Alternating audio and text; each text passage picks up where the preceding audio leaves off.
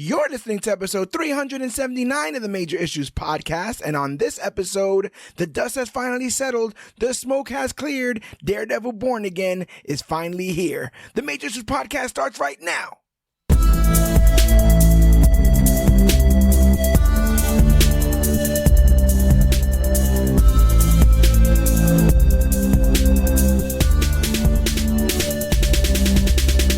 Hello everybody out there in comic book land. My name is George Serrano, aka The Don, and if you're listening to this, you can only be here for one reason. It's a brand new episode of the Major Issues Podcast, brought to you each and every week by ComicBookClique.com. And as always, I wouldn't travel Hell's Kitchen alone.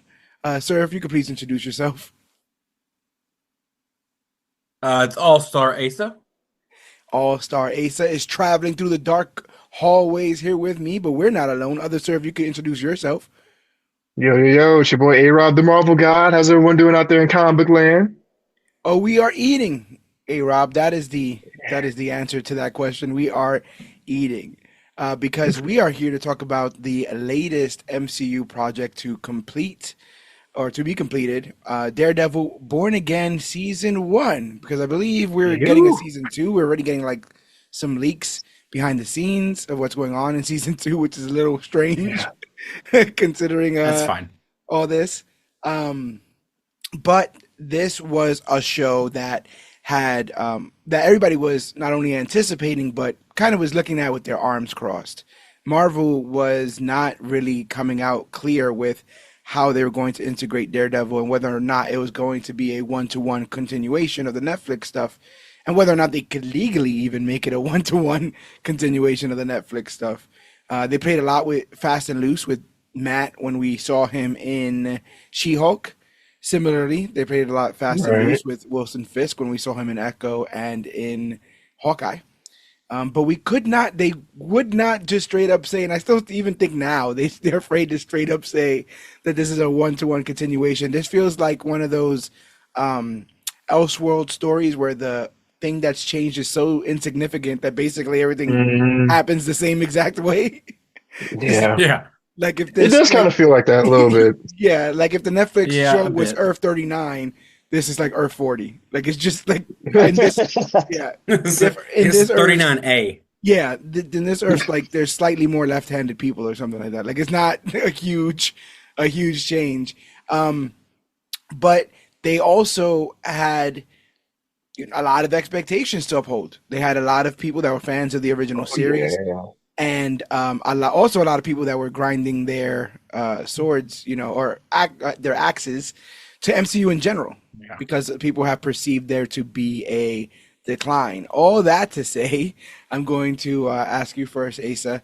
What did you think of Daredevil Born Again, given all the expectations, given all the production sort of gossip and set leaks, all that kind of stuff? When it's all said and done, what did you think of these 9 episodes? It's enjoyable. I'd probably go. I would say the floor was like a solid 7 out of 10, but the ceiling was like a 9 out of 10. That makes sense. Yeah, overall it was really good. I personally avoided every bit I could. I also did I got all the way to season 3. I stopped at season 3 rewatch before it came out. And a lot of the online vitriol that I saw was like, why aren't they fighting? Where's Daredevil? But like, there's like 15 solid minutes of actual Daredevil time in season 2. Like, it's wild. There's so much story building, and there's more than 15, just for the record, before people come in here and try to correct me and whatever. But there's so much more story and world building and like of a plot than just Daredevil, and it was a weird thing for people to cry about. It's almost like they just wanted to bitch about something, but I'm not even there. Right. No, I don't disagree. Go ahead, Rob.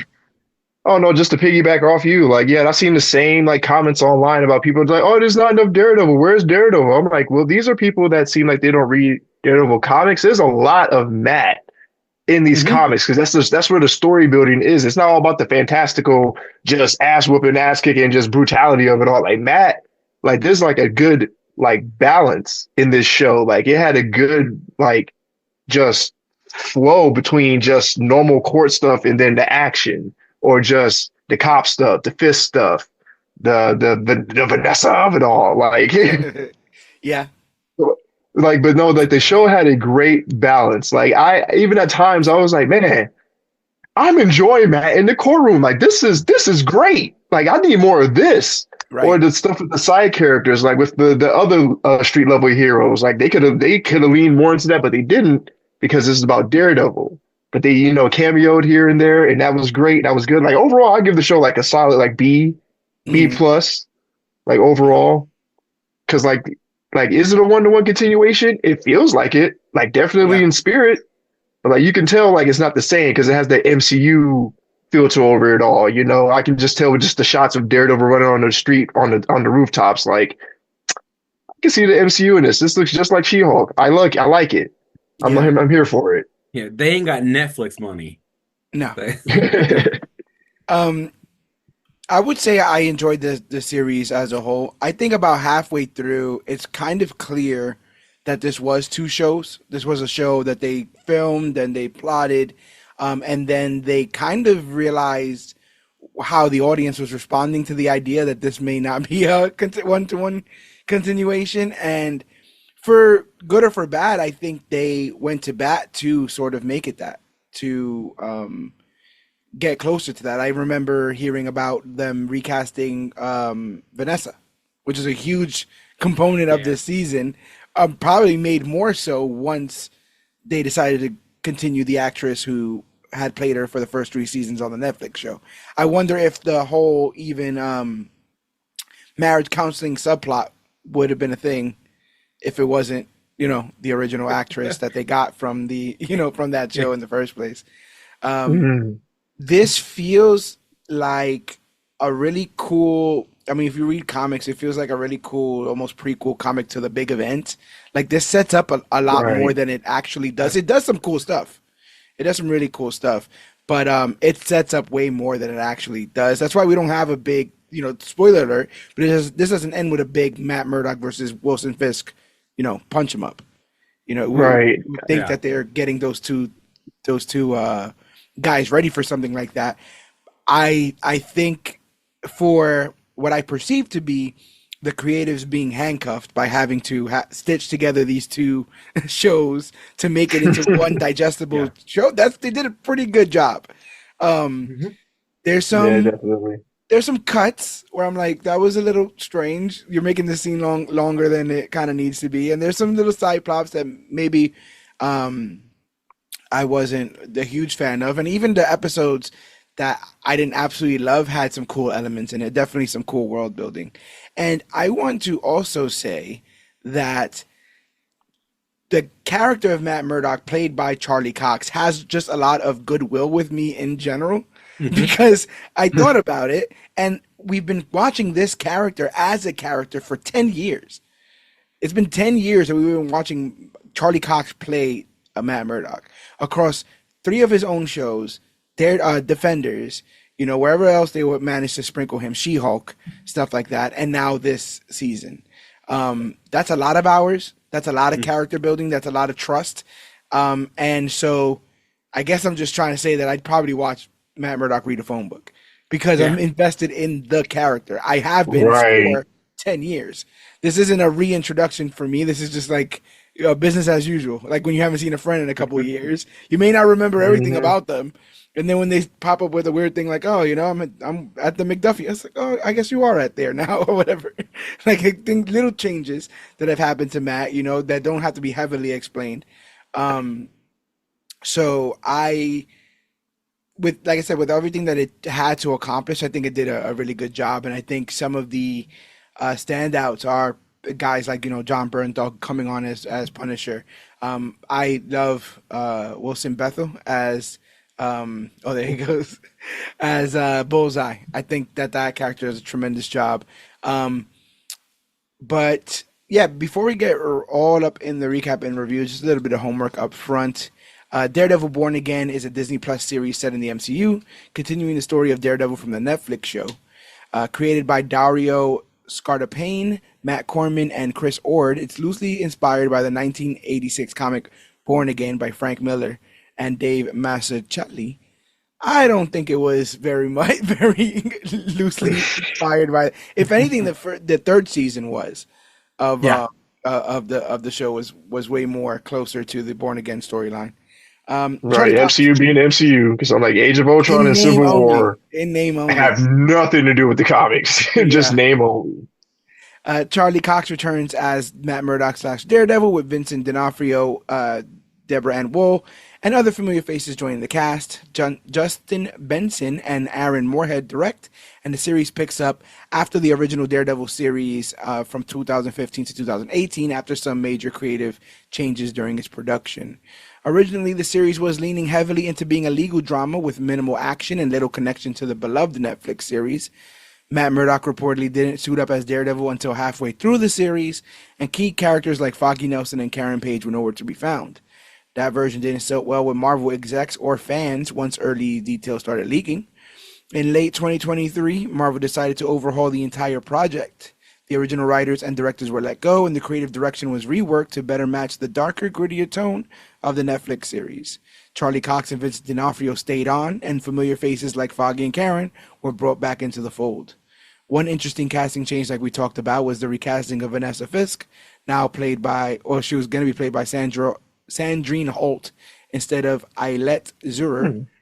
That move hinted that while the show was pulling from past continuity, it wasn't a one-to-one continuation. Born Again was eventually retooled, aiming for a balance between honoring the Netflix series and fitting into the broader MCU with more action, familiar characters, and the classic red suit back in the spotlight.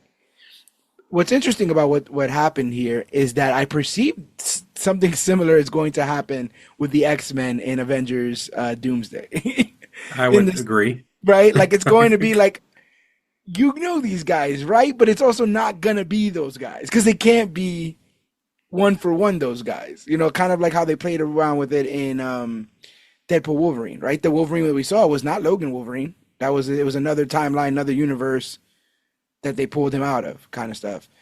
They own some stuff, they don't own everything. So it's going to be very interesting how they, because a lot of this is they're like they're perceiving that this nostalgia, or at least these castings that connect to the various paths of Marvel, is going to entice the audience. And when they come to the table and realize that it's not really a one for one, it could frustrate some people. I like I said, I wonder what else they're gonna do here to confirm that this is that. Like, are we getting what's her face? The Night Nurse.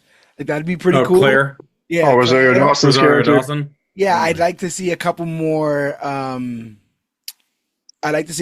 defenders in here if we can get a chance. Right. But even the Punisher stuff in this doesn't necessarily point to the past of theirs that we know. It could Yeah. literally just be a comic book where they just walk into each other's, they meet each other, hey Red, hey Frank, what's going on, kind of stuff. But it's not like they go, yeah, like back when you shot me in the face, or when or any other this other kind of stuff there. But yeah, I do like how this went. Initially, when it was rumored to be 18 episodes, I remember saying over and over again, that sounds like 2 9-episode seasons. I don't think that these guys are going to go hard for 18 episodes. It feels like way too Totally. much. Yeah. And they do their classic also Disney Plus thing of like, this episode is 35 minutes and this episode is an hour and a half. And it's like, well, okay, like arbitrary, episode lengths and stuff. But if you guys are ready, we can get into our full recap and review of Daredevil Born Again. Guys, ready to go back Let's to get Hell's it. Kitchen? Let's go, Yes, Red. sir. Let's go. All right, full spoilers in case you guys weren't spoiled by anything I just previously said. We can go ahead and start here. So, after a long day at the firm, Matt Murdock, Foggy Nelson, and Karen Page head to Josie's bar to unwind. Foggy chats business with Kristen McDuffie, while retired cop Cherry toasts to his last day and mentions a new vigilante, White Tiger. Foggy gets a frantic call from Benny Cafarlo, who's hiding out at his place, and claims someone is after him. Foggy brushes it off, but Matt senses danger and rushes to check up on him. As Daredevil, Matt realizes too late that Benny gave up Foggy's location. Back at Josie's, Bullseye ambushes and fatally shoots Foggy in front of Karen. Daredevil arrives mid-fight and beats Bullseye down. In a grief-fueled rage, Matt unmasks and throws him off the rooftop. Cherry finds him moments later, devastated. This is the crux of the entire show, in my opinion. This moment, this event. Hmm. It was long rumored that the show may have started originally with Foggy already dead. Yeah, Right, I I saw that remember too. that. That was one of the rumors originally, and people fought very hard against that. They really liked the relationship between Foggy and Matt. It was kind of the core of that first season. Foggy was like the only one really writing for Matt. He was the only one who really knew his secret, only one who really, was kind of his conscience. And were you guys surprised that Avocados at law. yeah, were you guys surprised that this happened so early? I'll start with you, A-Rob. I was hoping that it wouldn't happen because that was one of those elements in Born Again where like Foggy faked his death. Spoilers for the comics. Like he faked his death, but in this, I was just hoping like, yo, pull through. No, please no. Nah, Foggy. For real, Kevin? For real, for real, you gonna do this? Like you gonna do this? Like Foggy was the glue for this show for me, for real, for real. Like he not the glue, but like he was like the heart. Yeah, Like he was that optimism. He was the dude to fight for the little guy. Like he was the stand-up dude everyone should aspire to be, and they killed him off. And I'm asking myself why? Who was behind this? Benny, what did you do to get this man? Like I was just beside myself. It was a great way to start the show to set the precedence and just to set the tone for the show. Like no one is safe. This is what Matt's gonna have to deal with.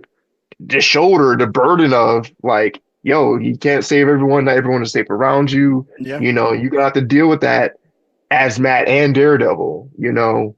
yeah. Oh my God. What about you, Asa? What do you think about having this event occur so early in the show? It was jarring.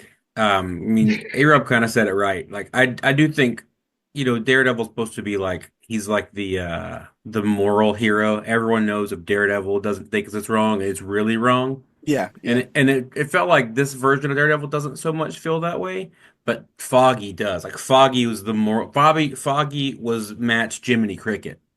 right. It always just felt like everything, he did was I don't know, he just made everything seem like it was okay. It's like Yeah, so much so that like when New York was exploding in season one, like Foggy ran to help, knowing he's just a dude. yeah, You know, but one of the scene where they're going up the stairs, and I loved how they did the effects of where he's like he pauses the fight to listen if the heart's still beating, and yeah. then he goes back into the fight, and then he pauses, Like and then like concentrating Great on both things shots. at yeah, the same time. Yeah, it was I thought it was such an important way to go like oh, and also like how they would go wide out, like they would adjust the scale of the screen when he was yeah, like hardcore focusing or whatever, which I thought was a really fun effect. Also devastating. And then when Matt throws Bullseye off after once Boggy's heart starts beating, the Deborah Ann Wolf, right? Wool. Well, okay. Yeah, Uh, her acting when she thought it was Daredevil that I got thrown off. It yeah, was like, oh, yeah, it was jarring. Long yeah. story short. I'll start by saying that yeah, getting at Matt, I mean, sorry, getting at Foggy was a huge choice that they had to make. And I guess because they had already toured most of the season without him, it was probably easy for them. But for all those Daredevil fans, especially those who waited for season three or waited for this to watch season three, that ends with them finally being on the same page. Like the whole Yeah. of season three, they've been fighting with each other, and it ends with like maybe we can bring back Nelson, Murdock, and Page. And so like the show starts off with them walking together. It's so and like, yeah, positive. we're finally Like, Man. on here. And And they then just rip it away from us. everything goes to crap. Yeah. it's like walking in the sun. Like, oh, this feels good. This feels right. Yeah. And then Bullseye. But that's what that's why I say this feels so much like a comic because we spent time with these characters, and any one of them being in danger or getting hurt is going to have an emotional effect. Foggy, like you were saying, the conscious of this entire show. And then what I also liked about him is they didn't just do like the whole like Genki or whatever. Like they didn't just do like, oh, you're just like the quippy side character. Like this guy like was running for like congressman at one point. He was like dating like the hottest, richest lawyer at one point. Like he was doing his own doing his thing on the side. It always made me laugh because I was like, they always kept that man afloat. He wasn't just there whenever Matt needed him. Like he had his own arc and his own stuff that he was getting into. And this, we learn later on, but he was going out to celebrate what was possibly going to be a big win in court.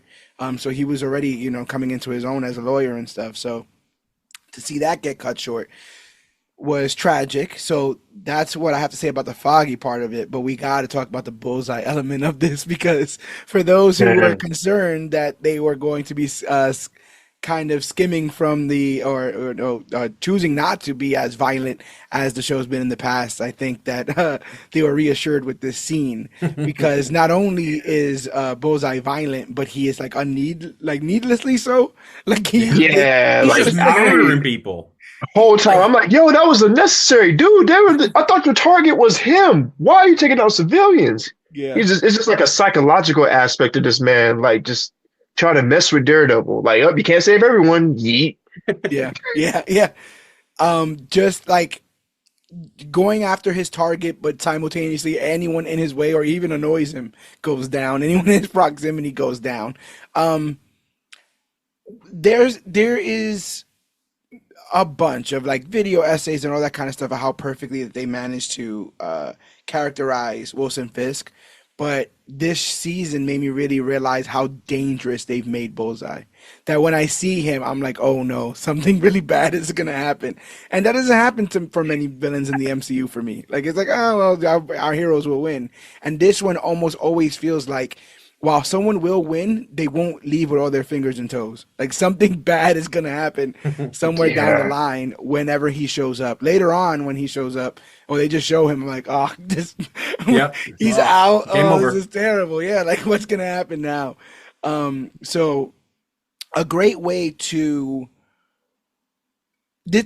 like one could almost even characterize that beginning as like the ending, the bookend of the Netflix stuff. Because 1 year later, he's in a completely different law firm. He's living a completely different life, a completely different love interest.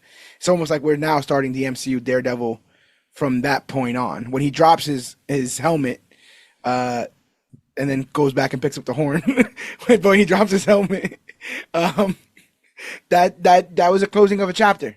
That was a closing of the Avocados at Law. That was a closing of all that beginning Daredevil stuff, and now we're going into the future.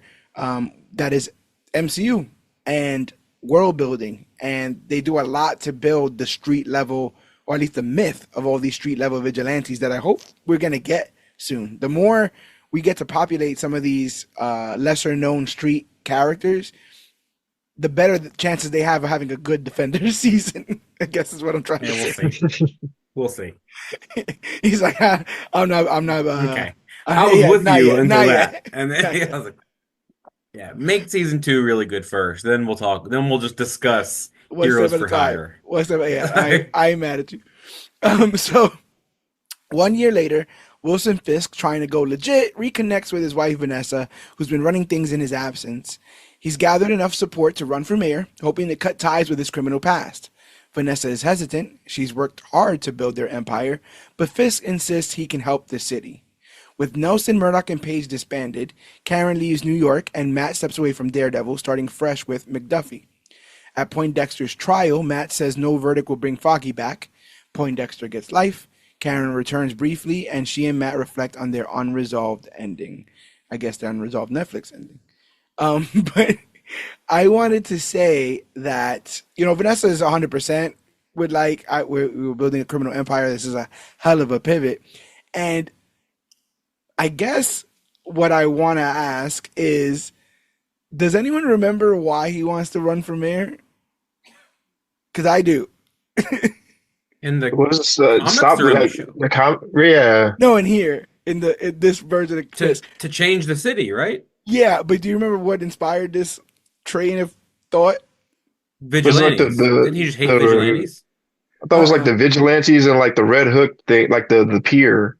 No, remember in Echo when she used her like touch powers on his mind? or whatever. Yeah.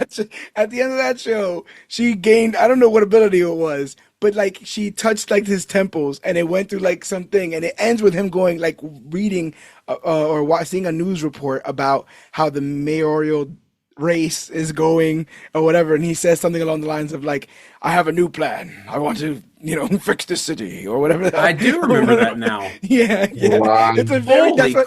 that's why I'm like, I wonder, like they never brought it up again.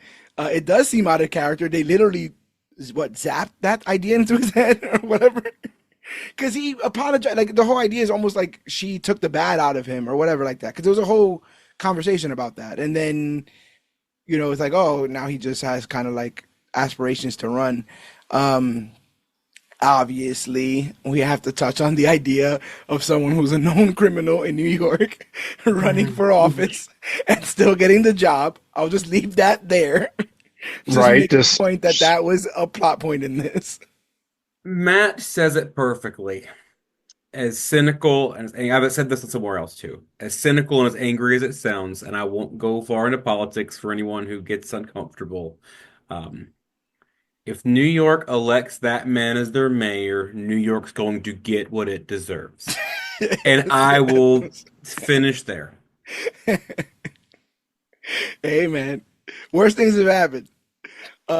And Fisk's campaign is gaining steam. He's targeting vigilantes as the root of the city's problems. He's backed by Sheila Rivera, Buck Cashman, who is doing the new like Wesley kind of role. Yeah. Yeah. And eager newcomer Daniel Blake. This is the Gandolfini kid, right? Yeah. Uh, I can't think of his name. God, it starts with J, doesn't it? James Gandolfini. Yeah, James. I was gonna say Jay. James Gandolfini's son, who grew on me as the show continued.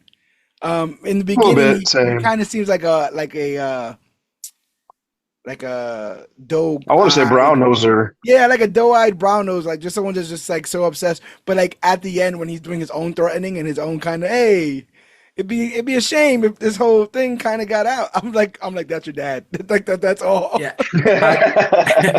I got Oz Cobb from the Batman from him. Yeah. That was Yeah, my whole isn't like, that oh, strange? it's Yeah, but yo, like a legit facts. one, like a good one, or Yeah. Yeah. I'll pay one that pays taxes. I was thinking to myself, man, they better not be like trying to phase out Wilson Fisk. Like this, Oh yeah, no, this show, I wouldn't be surprised at how many elements they're trying to input of their own, right? Like I said, like they had, he used to have a cop that he used to hang out with all the time in the first 3 seasons. I can't remember. Maloney, gosh, I can't remember, but it was like one of his boys on the force. I think he also appeared in Jessica Jones and stuff, and they were kind of replaced him here with Cherry, and I ain't got no emotions for Cherry. Like I ain't got no, like I don't know Cherry. So like there's moments in there where he's trying to like talk Matt down, and I'm like I don't know you, bro. Like I don't know what's going on here. But yeah, Brett Mahoney. Sorry. Brett Mahoney, yeah, Mahoney. Like that was like his man. I guess he left, or maybe he got blipped. Who the hell knows? Yeah. But with the idea that, I mean, at no point do they mention San Francisco in this, that he went to go hang out He with went Jen. literally across the entire country Yeah, like that's for new suits and the lawyer. yeah, that's not ever really brought up. So I do like I can feel them having difficulty trying to explain all this, and because they don't have answers, they just don't bring it up. They're like, I hope you don't remember, and we're not going to bring it up. Well, so like, what made Karen pick San Francisco? Like the fact that like Matt went there and he's smashing Hulks and like That he's would've been just funny as Daredevil. hell. Like you can arrest Frogman. Yeah. What? I just put that in like they had like I thought it was like roughly 5 years since the previous Daredevil season. Like, oh, they eventually got happy. At some point in Right. that 5 years, he was like, hey, I'm gonna go Daredevil in San Fran for a minute, where everybody is. Yeah, how many cuts of this show probably had no Karen until the end, where she shows up in the car, and it's like, hey, Right. come through or whatever, or didn't have her at all, and they had to find a way to put her in the beginning and then put her at the end, because if not, we would have flipped out and been like, where the hell is Karen this entire time? So yeah, it's interesting the compromises that they've had to make. Matt starts noticing the shift in public opinion. Some oppose Fisk while others crave change. McDuffie sets him up with Heather Glenn under the guise of a new client, but it turns out to be a date. Despite the awkward start, they connect.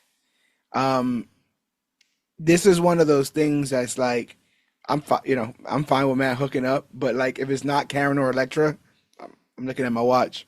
I'm just like, yeah, I get it, but bring my boo back. Where's Elektra at? Where's Karen at? Isn't Elektra buried under New York at this point? Like, didn't she sacrifice herself? I feel like she has 9 lives. She was in the same explosion Matt was. Okay, yeah, you taught me out of it. Matt shot out bits of his brain from his nose and stuff, so she's got to be somewhere. We just need that whole sarcophagus of blood or whatever they were doing before. Samira Kuru. We need Samira Kuru. Hey, oh my god. We need the Marvel Lazarus bit. There you go. Matt confronts Kristen for setting him up. She's unapologetic. She don't care. She's like, "Come on, bro. I just got you something." Trying to get you some. Yeah. Yeah, you know what I'm saying? Jerry, now working as their PI, warns that cops support Fisk and his campaign looks clean because it's funded by Vanessa. Matt's suspicious, but wonders if Fisk might actually be trying to fix things. Fisk pushes his anti-vigilante platform hard. Matt meets him at a diner and they reflect on their deal, Foggy's death, and Maya Lopez. Fisk denies involvement in Bullseye's attack. When asked why he quit being Daredevil, Matt says he crossed the line and he can't go back. Fisk respects it, but makes it clear as mayor he's coming for all vigilantes. They part amicably, if tensely. Matt goes on another date with Heather as the city celebrates Fisk's election. He tells her they have history. Meanwhile, Fisk confronts Vanessa about her affair. She begs him not to retaliate, and he promises that he won't. Yeah. As Fisk delivers his victory speech. Same, brother. Matt watches from the streets, unsure if the city's finally healing or falling into something worse. I think another thing that we should say is that besides the fact that the Foggy death is weighing so heavily on Matt, there's this other element where I believe that he believed he either was going to or could have killed Bullseye in that moment. That's the bigger part of this. Him tossing him over the thing, a couple inches off could have killed him. And he was cool with that. And he has to kind of like live with that. There's a lot of this season that while bloody and action-packed the show is, they are going to great lengths to show that he's still not a hero that kills. You'll see somebody's head get ripped off. You'll see, somebody painting a mural in blood, but Matt will not kill. They do almost an homage to one of my favorite scenes in Daredevil season 2, where it's Matt and Frank like kicking ass, but every time Matt looks to the side, Frank's trying to kill somebody, and he has to go stop Frank from killing someone, and then go back to fighting everybody else. Like they go to great lengths to show that that's the separation here, and with that first scene in that first event of Foggy being killed, they just set the stage for Matt's reluctance to suit back up. And so while I understand people's frustration with not seeing enough quote unquote Daredevil, it's not like they didn't give a reason for it not to happen early on. Initially when we would post about liking the show, we got a lot of flack for liking something that didn't have that much Daredevil in it perceivably. And I remember one of the arguments I ended up having with somebody was like, well, very similar to this story was the story in The Dark Knight Rises, where because of the death of somebody close to him, the main character retires until they're basically forced out of retirement because a threat is so looming. Batman doesn't suit up in that movie till halfway through. And the other half of it, he's just kind of like limping around with his mustache and his broken leg. And what happens? He turns into Batman halfway through, gets his ass kicked by Bane, and then is Bruce for another half an hour, 45 minutes. The other rest of the movie. Yeah, and then is Batman at the end to fight him. And somebody was like, oh, well, and I was like, well, and we get Daredevil by episode 3 in this. Like, that's when he does the whole fuck it, and we're going to get... Oh, that's the best scene. Yeah, we're going to get Daredevil. You just fuck it. Yeah. And it's like, okay, well, that's, these are like 45-minute episodes. It's like roughly the same almost runtime before we actually get back in the suit again. So it's all about pacing and it's all about expectations. I don't mind just seeing Matt. That's another good part. And considering that what they choose to fill the time with between when he first puts on this suit in the beginning of the show to the next time he puts on this suit, this Hector Ayala case I found very interesting. I was the best. I found it Same. very interesting. So again, I was not like in So a good. rush. I wasn't in a rush for a beat 'em up because now I'm sitting in this court drama. And I'm like, let's get to the finish of this court drama, and then we can go back to ripping off car doors and all that kind of stuff. Um, to the point that there's a moment and we'll get there, but there's a moment in the court in the case where Matt does something and I actively like yell as I'm watching the show. I'm like, you Hmm. can't do that. Yeah, That's not dog. that's not your What? information to give. Yeah. I got like almost offended, and they let you go through the emotional roller coaster of that, of the implications of that, and then literally the implications or the consequences of it right afterwards.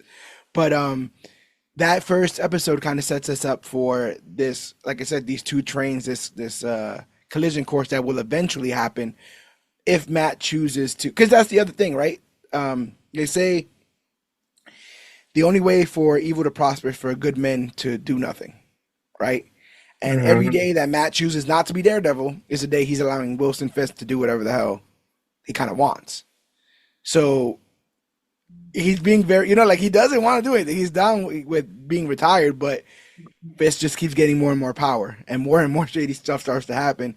And then the cop thing, the anti-vigilante task force stuff that we're all about to get into, kind of pushes him over the edge. If he doesn't stand up, who will? To the point that this basically ends with him trying to rally the entire city to stand up for itself. So I thought that story, that progression of that story, made a lot of sense. And I guess I have more patience than most. But again, it's because I like these people. So, I wasn't in a rush. Episode 2 opens up with Mayor Wilson Fisk, addressing New York City, claiming heroes like Daredevil, Spider-Man, and Punisher only add to the city's problems. Meanwhile, we see Hector Ayala, and when he intervenes, when he sees Nikki Torres being harassed by two men in a subway. During the struggle, one attacker, Kel Shanahan, falls onto the tracks and is killed by a train. The other, Connor Powell, reveals they're both NYPD and arrests Ayala. Didn't like any of this. Oh, this This entire scene made this my is skin infuriating. crawl. This entire scene made my skin crawl. I got some triggering, Really? yes, I have some triggering memories of cops and train stations just bugging me and stop and frisk and all that kind of stuff. Hector Oh yeah. Ayala is a Puerto Rican from the Bronx. I'm from Brooklyn. Just like trying to help and then getting caught up in this, not like a fight. Like they start threatening him, like, hey, what are you gonna do? Then it gets roped into like this weird fake murder that he didn't do. Like the guy trips and falls in front of the train station, and now it's all on him. It's his word against the cop. Like once that happened, once the guy died and he was apprehended, to me, in my world, he doesn't get out. Like that, it's a wrap. He messed up by trying to help somebody, and that's just the way it's gonna go. So this whole scene made my skin crawl because to me, it was over. Like dead to rights. It's his word against the cop, and if the cops all together come together and say, Ayala has a history of being abusive or any of that kind of stuff, or being a loose cannon, and you find out about the vigilante stuff, they're gonna put him underneath the prison, Yeah. and there's nothing that he's gonna be able to do. Yeah. But what do you think about this scene, Asa? It was I liked seeing a seemingly random dude like kind of go toe to toe, and you see like how he seems like he's trained, and they kind of make a point to mention, oh, he to be the White Tiger he has to be wearing the amulet, Yeah, but like they make it seem like he had some level of training pre-amulet, right. and so he's holding his own. The guy tripping and then just bursting in front of the thing was Yeah. I'll be honest, I didn't see that coming at all No. until it was like, oh wait, Yeah, no. same. But yeah, it was police brutality is kind of a hot button issue for me. So like it was very like, oh. Yeah. Also, it didn't help that like I have seen leaks previously, so I knew who he was and what he played. Yeah. And then so it kind of it was irksome to be as politically correct as I can be about it. Right, right, right. No, I get it. I get it. What about you, A Rob? What did you think of this opening scene here? I appreciated it because it set the precedence for how heroes are in and out the outside the mask. Like Yeah. it showed because I when I first saw it, I was like, oh, what's happening here? Why is this dude getting jumped? Dude with flowers in his hand goes down to help. There were cops beating up some dude, but like there's nothing that says that they're cops. They're not even saying that they're cops. They're just beating some dude's ass. Hmm. So like any normal person who has that goat in them, that dog in them, who wants to be a hero, they will help Yeah. regardless of what's happening. You see somebody getting jumped, and you saying stop, hey, stop that, and they're not. You probably would try to get them off the dude. 100%. Things went sideways. Things go sideways. Now there's a murderer. My thing is, where was the surveillance camera? Don't they have those Yeah, on New right. York subway stations? Body Like I cams, any of that swear, kind of stuff. Not Yeah. then. right, No. right. So I'm like, yo, this is a whole like. If this actually happened, this would be a whole lawsuit against the entirety of the police department. Yeah. Like this is all types of wrong.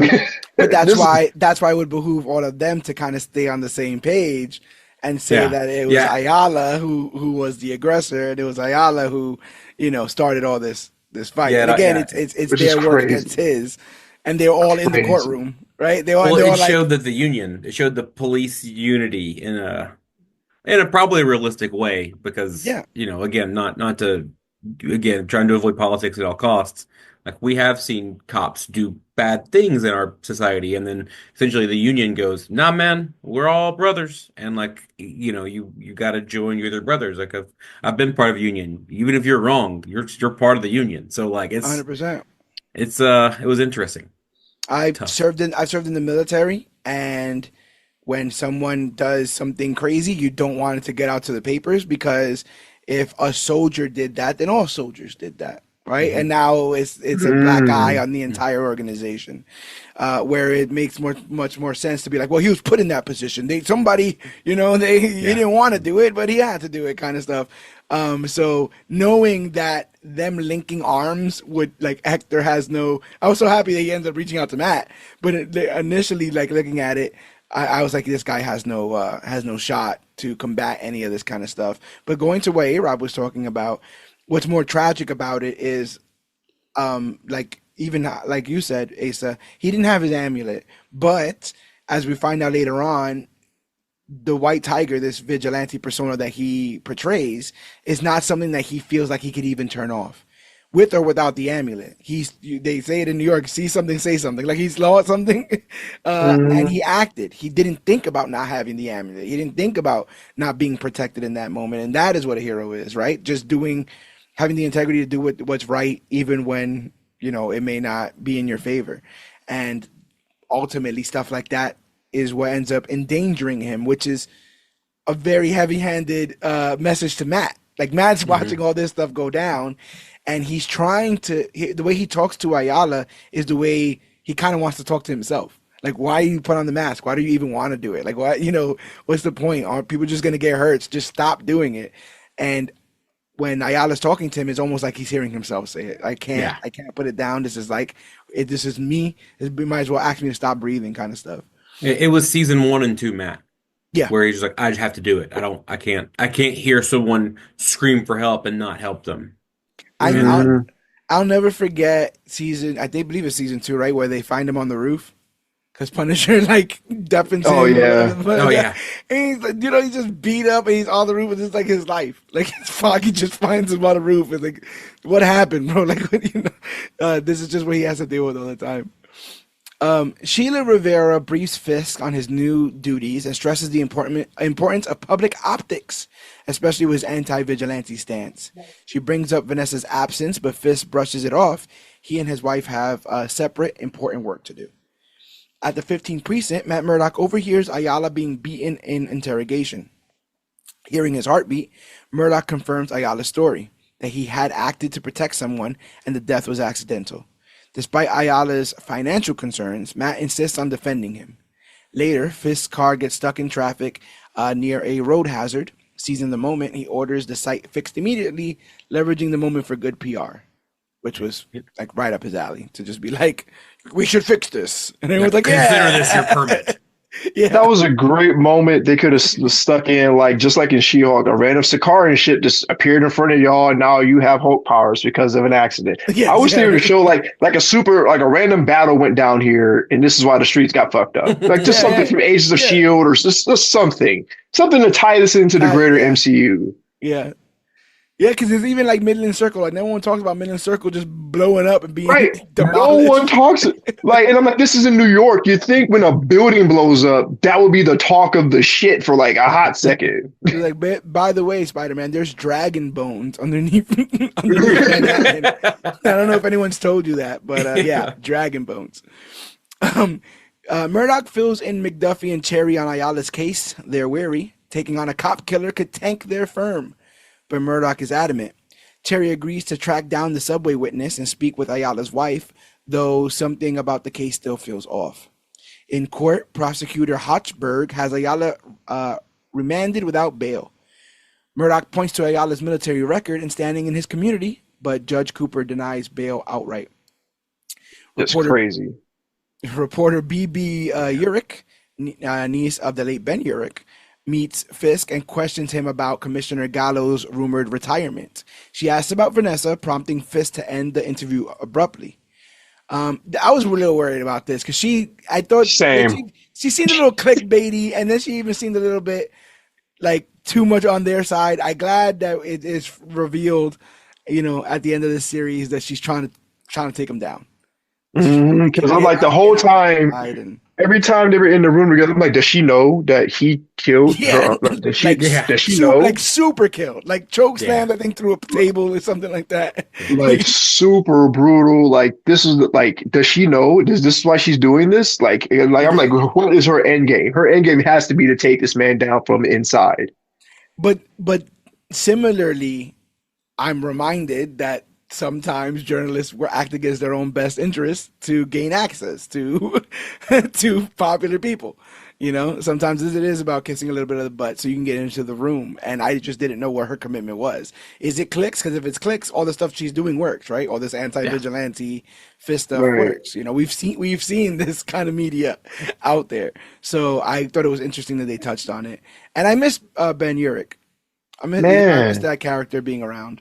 I thought he was really cool. Him and the Karen's boss, Karen's old editor boss. Yeah, he was super cool. He was a dick. The bald dude with the beard. Yeah. Did he die in that season? Big fan. Is he still alive? I don't think so, but I don't remember. No. Yeah, he's still alive. I thought he got when Bullseye went over there, dressed as Daredevil. No, he killed the witness. He killed the witness, dude. Yeah, that's what they were all still okay. Time. Yeah. See, this is how great the show is. Even the side characters we care about. That's how great the show is. That's how you know it's good. Yeah, that's what I'm saying. It's the world building, but to me, that's Marvel Comics. Like when you read a Daredevil story, and then like he hears somebody, show up in his HQ, and he turns around and it's Spider-Man, and that's the last page, kind of stuff. Like we get that because the world is so vast, and this is a turnkey franchise. Like this was all already set up when they bought it. And so now all they have to do is kind of, hey, here's Foggy, here's Karen, and we're all like, yeah, we know those guys. We remember those. Elsewhere, Heather Glenn promotes her new book, Live Without Fear, and gets approached by Buck Cashman. That's the Wesley kind of guy. At Shanahan's funeral, Fisk confronts Gallo, who openly despises him and mocks his transition from crime boss to mayor. Gallo refuses to cooperate, seeing Fisk as power-hungry and desperate. McDuffie and Cherry speak with Mrs. Ayala about attending her husband's trial. While skeptical of Hector's story, she agrees. Meanwhile, Cherry finds the white tiger suit and amulet hidden at their home. Murdock's date with Glenn is interrupted when Cherry reveals Ayala's secret. At Rikers, Murdock confronts Ayala about it. Ayala claims he wasn't in costume during the subway incident, but Murdock insists his vigilante identity will become a liability. Ayala says he stepped up because Daredevil's absence left the streets vulnerable. Talk about guilt trip, right? Man, you're getting called out to your face. Yeah, talk about a guilt trip. Yeah, I like like I said, I think it's very apparent that that's what they're doing here, that they're letting Matt have someone to kind of bounce this idea of vigilantism off of. And I think what makes White Tiger, I don't know if like more sympathetic or more relatable. I can't think of the descriptor, but like he doesn't have super hearing. You know, his suit's not the best. It's like a hoodie with Yeah. with like some stuff spray painted on it. The amulet, I guess, it protects him, but he wasn't protected when we saw him, and he won't be protected later on when we see him. So like the idea that someone with less skills, perceivably, than Matt is still like, come on, someone's got to do something. You know, that's really got to weigh heavy on Matt, who felt that same feeling when he first put on the suit. Like, if no one's going to do anything about what's going on, then I'm going to do something. So, later, Gallows submits his retirement, but Fisk flips the script, threatening Gallows' family and forcing him to stay on the force, because that's what you want. Crazy. That whole scene was crazy. I had to watch that scene That like 3 leverage. times to realize what he did with the sandwich in the photo. I'm like, Yeah. well, you have a secret family Yep. near Philly. Wow. Yeah. Wow. Like, hold on. Kingpin is the master of manipulation. This man, Yes. when you want the tea, I'm talking about some good tea, go to the Kingpin because he has dirt on everybody. Yeah. It's ridiculous. He probably got dirt on everyone's mamas. Like, I wonder how much. I was just gonna say, I wonder how much, because it's parallel storylines with him and Matt. You know, and I think what they're trying to show is like, no matter how hard Matt tries, he is Daredevil, and how hard Fisk tries, he is Kingpin. But you get to this point with Gallo because he tried to do all the things he thought he should do as mayor, as a regular clean-cut mayor, and it wasn't working. And we find that almost every time he reaches a roadblock as mayor, he just becomes Kingpin. Just Kingpin just pops out. Because that's the only way he knows how to solve issues. So it's like, oh, you know, I'm trying to get funding for this. Okay, now I'm gonna, put this guy's head in a vice until he gives me funding for whatever program or whatever. Yeah, but do you think Fisk thought of the contingency if the guy was like, kill him? Oh, right. Like, save me some money. Yeah, right. Like what do you think Fisk was like, okay. Well, we do know that he is eventually cool with Gallo not even being in the picture. Eventually, right? So it gets to a point where, like, this was like, I'll keep you under my thumb, and then when he realizes he doesn't even need him anymore, how quickly he discards him. Yeah. You know, God. like a wet paper bag. But in brutal fashion. Yes. In Fisk fashion. In total Fisk fashion. In a private hearing, Matt Murdock argues Ayala's identity as White Tiger is irrelevant to the case and would bias the jury. Cooper agrees, so they say they will never bring it up in court. Hochberg is furious because, that would have been a link. Cherry still can't find a witness, and Murdock decides to investigate. He tails Powell and learns where Torres is hiding. Murdock convinces Torres to flee before the cops arrive and tell Cherry where to find him. Powell and the other officer, William, find Murdock instead and attack him. When Powell suggests killing him, Matt unleashes his full strength and takes them both down. Meanwhile, the Fisks begin couples therapy with Heather Glenn. Vanessa admits that she thrived running their empire alone, while Fisk says surviving Daredevil left him disconnected. They both want to fix what's broken. That ending with Matt is very animalistic. It's very brutal. They cornered an animal that did not want to fight back, and then he fought back, and they had to deal with the consequences of that. And he like almost lets off a roar at the end. The roar at the end with the chef's kiss. Yeah, it was just really like it was like he was salty that he had to do it, 100%. but at the same time that warriors yell like, "Oh, getting out of the system." I'm sorry I had to do it. Yeah. Yeah, he probably hasn't had his heart beat that fast in a long time. He probably hasn't had that adrenaline rush like that in a long time. Like, it was really cool to see him actually go all out. Like, I feel like we've never really got to see Matt go crazy. And like to see like two guys who literally stood no chance. Like, walking in the room, they have guns. They're bullying a blind guy. You don't really have a chance. And then when he took the one guy and he like smashed his head on the table to the floor, I was like, oh, that's dead. Like, that's dead. Then he just like Yo, snapped the other yeah. guy's arm, and it's like he made it like it was easy. Done. Yeah, Fight Right, over. and then he threw Oh, the first dude into the ground like Ben Affleck's Batman. yeah, Like this, the yeah. way the neck and the shoulder meets the ground, like that. yeah. That His heels almost hit his dude. shoulder. Yeah, he As was. soon as that ended, I literally Googled how like I was like, did he kill him? Like Yeah, I'm yeah, like yeah, looking up how much it would take for you to kill someone like that. yeah. Like because like there's no way that guy survived that. Like 'cause I absolutely love when like he sees him later on. And he's all beat Mhm. up. He's like, what's going on, bro? Like So what I happened to like, you? yeah, I like that. And there's something like I guess all of this stuff that Charlie Cox manages to do with Matt just makes him more endearing. Like he gets the snitch out. Mhm. Like, he gets the snitch out for the betterment of his case.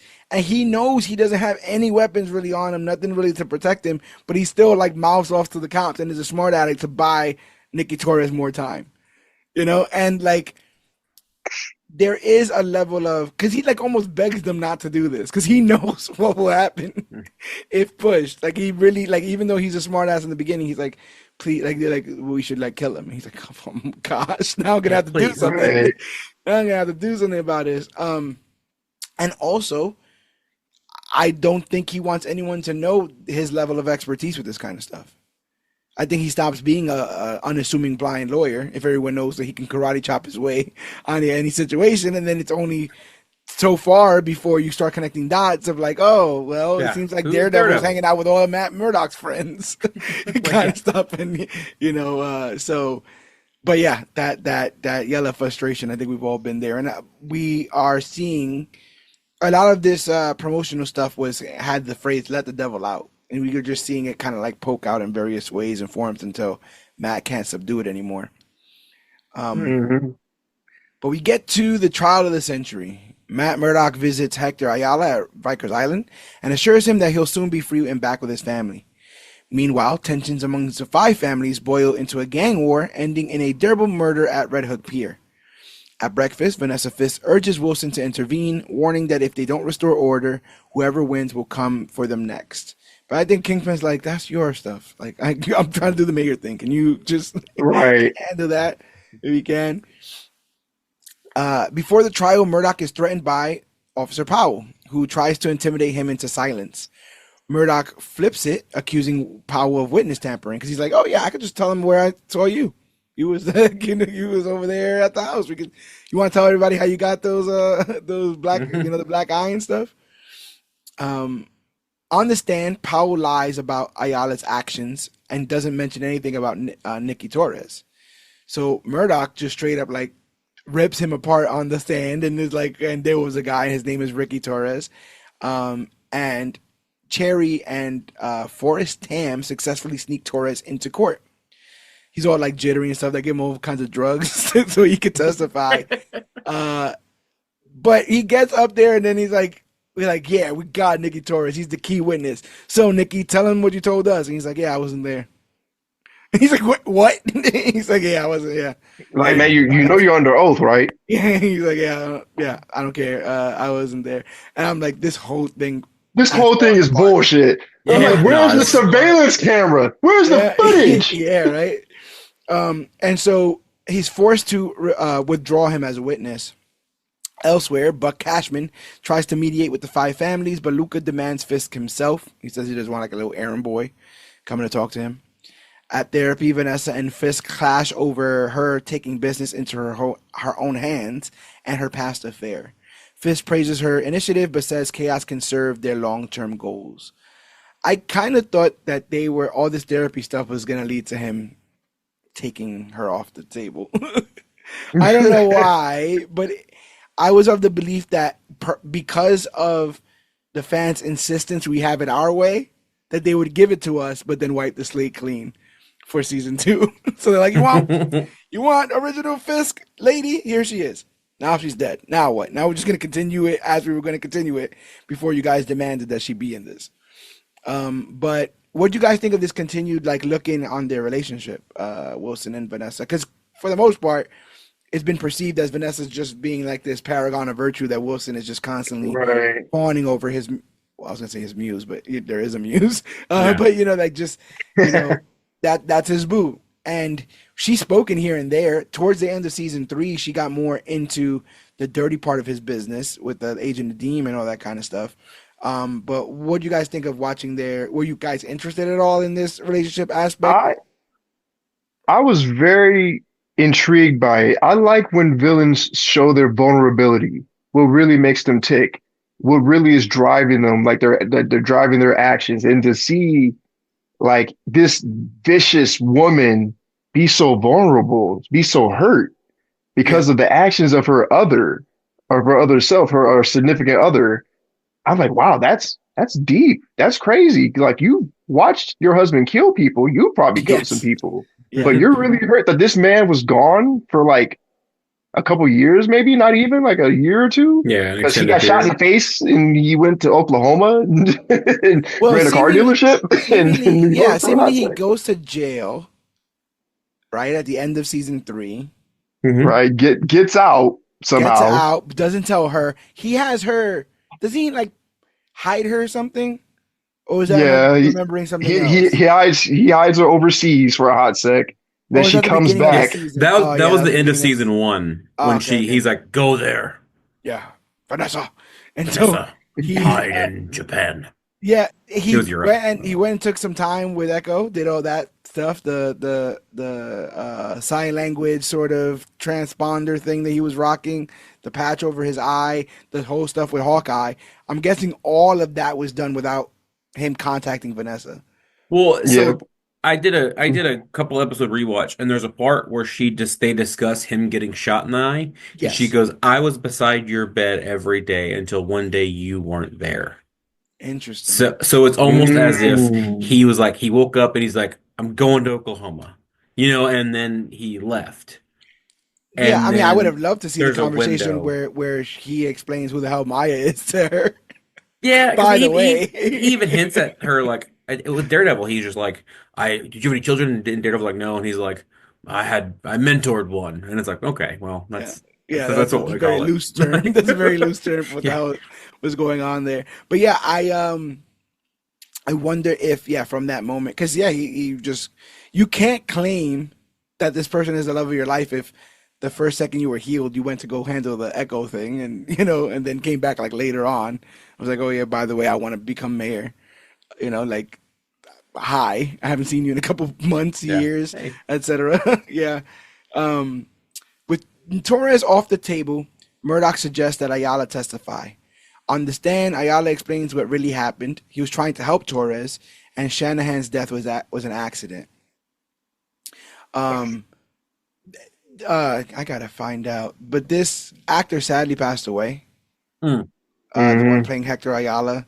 I thought he did a tremendous job here on the stand. Anytime he's really talking about um, being the White Tiger or defending his city, when he talks about the only reason why he was there was because he was like opening on a new house for him and his girl or whatever. yeah. Hmm. Having his family in the stands.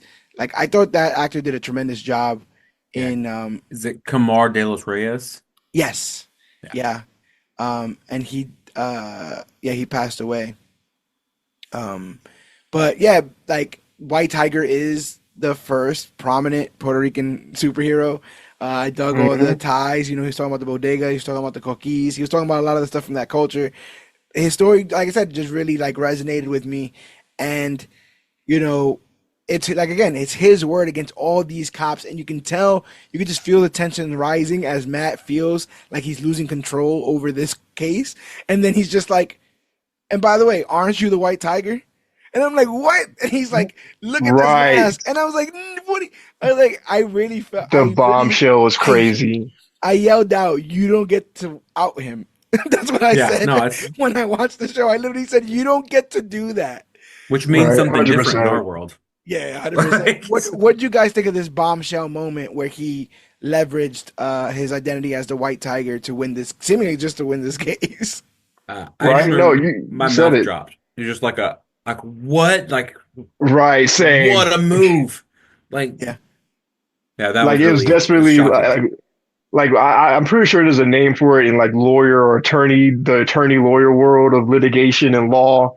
But like Yeah. that was a power move with a Yes. double-edged sword because like definitely that could definitely bite them in the ass. But it opened the door, the floodgates to If like it everything. was it me though, or did it feel dirty? To me, it It No, did. felt no, like it a was dirty. dirty It was dirty. tactic. It was dirty as Yeah. hell because he didn't even like ask for He permission. he literally argued against them being Yeah, able to it's do even that. worse. Yeah, I was So about to say much so it's even that worse. A Rob, like Asa saying, it's not only that he didn't ask for permission, he told them that no one was going to talk about this. yeah, They like agreed Right. that no one was going to bring this up. Bonkers stuff. You were saying, Asa? oh no, that was it. Like just it felt very like very much just I mean, it was a Hail Mary too, if we're being honest. Like he shot his Facts. Yeah, shot, and then let's be honest, he probably convinced some jurors that well, good guys, vigilantes don't do bad stuff. yeah. We're just gonna ignore Frank Castle. That was a pretty damning. Like I think the defense did the best they could, like the defense lawyer, Mhm. because when this happens, the court just everyone in the court flips out. The jury, everyone on the stand, and they have to stop the trial. Like they have to pause the trial and get to the back and be like, "What the hell was that? You said you weren't going to talk about this." And he's like, "Well, it's all we got right now." And he's like, Yeah, "Damn it." well, Right, they Um, got to my star witness, so I had to pull the ace. yeah. But Murdoch is like, this shows his character, his character. It's the only thing I have to prove what kind of man he is, and why the rest of the story that they keep telling of him being the assaulter doesn't make any sense. Um,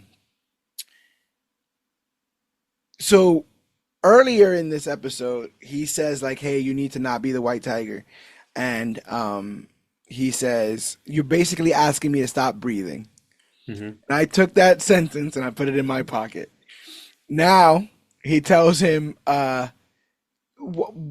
his the court guy, the court guy, the judge says, if we let this out, if we choose to use this piece of evidence in this court, it then becomes open season for your client because now everyone will know that he's the White Tiger. Mhm. And I'm like, I'm gonna put that in my pocket too, because you guys are aiming for something here, man. You're pointing at things not being too hot for Mr. Ayala here. He says he'd rather be dead than be the White Tiger, and someone just said, "Hey, he might be dead if you release his identity here." Foreshadowing. A little bit, just a little bit, enough Foreshadowing. that a blind man can see at the very least. Um, But yeah, Ayala confronts Murdoch afterwards, upset about the reveal. And again, I was totally on board of like, you don't get to out a hero to win a court case or whatever. I don't know what the result of him not outing him would have been. Maybe prison. Does he Hey, stay probably in alive? prison, yeah, like Does he stay alive because of that? Then like who I would knows? I would doubt it. I don't want to go down that thought process, Yeah, but that's yeah. Murdoch apologizes and says that, hey, at least I saved you. But if you do get off the case, you need to retire as White Tiger because everybody knows who White Tiger is. And Ayala says he can't because it's part of who he is. At the trial, Murdoch and McDuffie present character witnesses, including cops who were helped by White Tiger. Hochberg pushes back, doing that what you were saying, like, oh, just because he did a couple things good doesn't mean he can't do a couple things bad. And I'm like, I hope there's no cynics in the fucking jury, man, because this would win. In a room full of cynics, this is, no, yeah. that's a good point. And I'll I'm say like, this: ah. even I, who think the White Tiger is a good guy, was like, I mean, all right, that's a good argument. That's a Like, that's a like- pretty good Right. yeah. That's a pretty good defense, like, and you could tell he gave it all he had. Like he knew, he knew that he was on the back step because of this reveal, and he put everything towards like this idea of, ladies and gentlemen, can you really say someone who does some good can't also do some bad? And no one can really say that. So he put the jury, in a position. Hochberg pushes back, but the jury finds Ayala not guilty. There's a moment, it's very funny, where I think him and Ayala are talking, they're standing up, and the jury starts to reconvene and sit back down. And Matt has like a little smile on his face. And I swear he heard or knew what the verdict was going to be before they went and did it, which would make sense. Like he would hear the He's heartbeats focusing, or hear yeah. the, yeah. And so like you could tell Ayala's stressed, and he's just like hold on, watch this. And he's not guilty. Yeah, yeah. He goes, is it good or bad? They're going back. He's like, it's either really good or it's really bad. Yeah, yeah. Like, they're coming back so fast. Murdoch celebrates reflecting on justice with his boo Heather. Fisk, watching the verdict, calls it a miscarriage of justice. A miscarriage of justice. In an interview with BB Urich, doubling down on his anti-vigilante stance. Later, against all advice, Ayala dons the White Tiger suit again, but is ambushed and fatally shot by a gunman, and it is revealed that he was wearing the Punisher's vest. Bum, bum, bum. Now, no shot any of you guys thought this was Frank, right? No. There actually, I believe there were leaks of this that it was Frank That the initially. storyline? Oh, wow. Yeah, That would have been but interesting. with the reshoots, they definitely changed some of it up. I'll say it like that. I could dig that. I could dig that. But to me, it was quite plain that they were trying to set Frank up, or at least, See, and that's what I thought. I just thought someone's like, the Punisher killed that guy. Let's get him next, which yeah, good luck. right, Like, right. Yeah. That one man army. like, you know, he killed like 4 whole mobs, right? Like alone. Yes. Like, yeah, go after him, cops. Like, Remember when he pulled that razor blade out of his forearm and killed everybody? Killed oh everybody in the room? God, The Irishmen were not ready. They were not even close. nobody was ready. Not even close. Uh, But this immediately hits Matt because Matt knows he kind of had a hand in all this, you know. And again, this is almost being translated to him as, if you choose to live this life, this is a possibility that will happen to you. If not you, then obviously the friends that you hang around, because it literally just did a year ago. You know, death will follow vigilantism. And he has to kind of reckon with that. Hector Ayala's body is taken to the coroner's office, where Matt Murdock learns the bullet case is missing. Angela Del Toro demands to see her uncle, but Murdock calms her down, urging faith in justice. She believes the NYPD killed Ayala after his acquittal. I'm wondering if they're angling for her to be White Tiger that's how it next. felt. Because It like does feel like that, especially at the end. Isn't she as a character in the comics more famous as the White Tiger than he was? yeah, A in little like bit, yeah. more contemporary comics, like I would even say that, the female version of the White Tiger is at the very least in Ultimate Spider-Man. So like Yeah. people would know her from there. She's in video games and stuff. But the female version of White Tiger is not Angela Del Toro. It's another, like it's like someone else. It's like something Ayala, because her name was Ayala in Yeah, Ultimate yeah, yeah. Spider-Man. Yes, Maybe it's yes. like his other niece. Ava Ayala. Yep, there it is. Ava Ayala. I'm trying to Like, figure like out. maybe she as in like it's like her cousin, and her cousin's like, nah, man, like you're too little. I'll Acco- do it. According to this, Ava Ayala is the younger sister of Hector and the aunt of Angela. Ah, Interesting. So I mean, okay. there was a lot of digital ink spilled that possibly Jenna Ortega was playing White Man, I Tiger. kept seeing that over the past 2 years. Like, I even rooted for it, but I'm like, nah, I don't think it's happening. It would have been dope, but Yeah, nah. but they still obviously have room to cast that character and put that Hmm. character in this if they Oh do not want to yeah. give it to Angela. Angela giving it to Angela would be cool for like a Young Avengers kind of deal, like the younger kind of street level people. But she's incredibly young here, so unless you get to do a time jump, yeah, may not want to Very give her young. that amulet. Not yet. I wonder who has the amulet. Might be just being police evidence for real until they I give it to thought, the wife. yeah, probably okay. Yeah, maybe. Well, I thought didn't he get it from the coroners? Wasn't it with the coroners? Oh, you have the stuff, or whatever. But I he kind of Yeah. wasn't. misremember. He wasn't. Was he not wearing it? Like what level of protection is the thing supposed to have? Because it didn't Well, a detect the headshot. bullet. Unless could take a lot. Like, It's like written on the back. yeah, Still, you are still going to be vulnerable to headshots. Please do not be shot in the yeah, head. that's I You are guess. not covered under the White Tiger coverage program if you get I shot will in the say head. this: we didn't see a splatter, so it has some level of protection. Just Yeah, not as much protection as you would think. golly. And also, Mooney could do it, but don't wear all white to be a vigilante For sure. in the That's dark. Like it does not, especially if your amulet doesn't cover headshots. It's not a very smart thing. BB Urick and Daniel Blake chat at a club. Blake praises Fisk and mentions a new recycling initiative, though Urick warns of union issues. Blake says Fisk has a plan to work around it. During therapy, Vanessa opens up about her affair with Adam. Fisk resents the betrayal, but admits he confronted Adam and he just left it at that. Afterwards, Glenn privately asks Vanessa if she feels safe, and Vanessa insists that she does. Am I supposed to be getting like a thing between BB and Daniel Blake? Like, does he dig her? I thought he's a fan, and I mean I get it makes sense. He Yeah. I should thought be. they were just friends. Like they were Yeah. cool. Like they went to school together. Now he's worked in the office. Now she's doing the journalist thing. They meet up time to time. And but in actuality, now that he's in there, she's using them for information, this, that, and the third. Yeah. She's definitely playing him.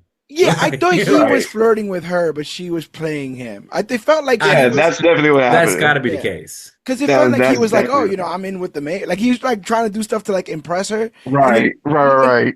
Even this chill out session at a club is to get him drunk to get information out that eventually, bites him in the ass and he has to apologize for.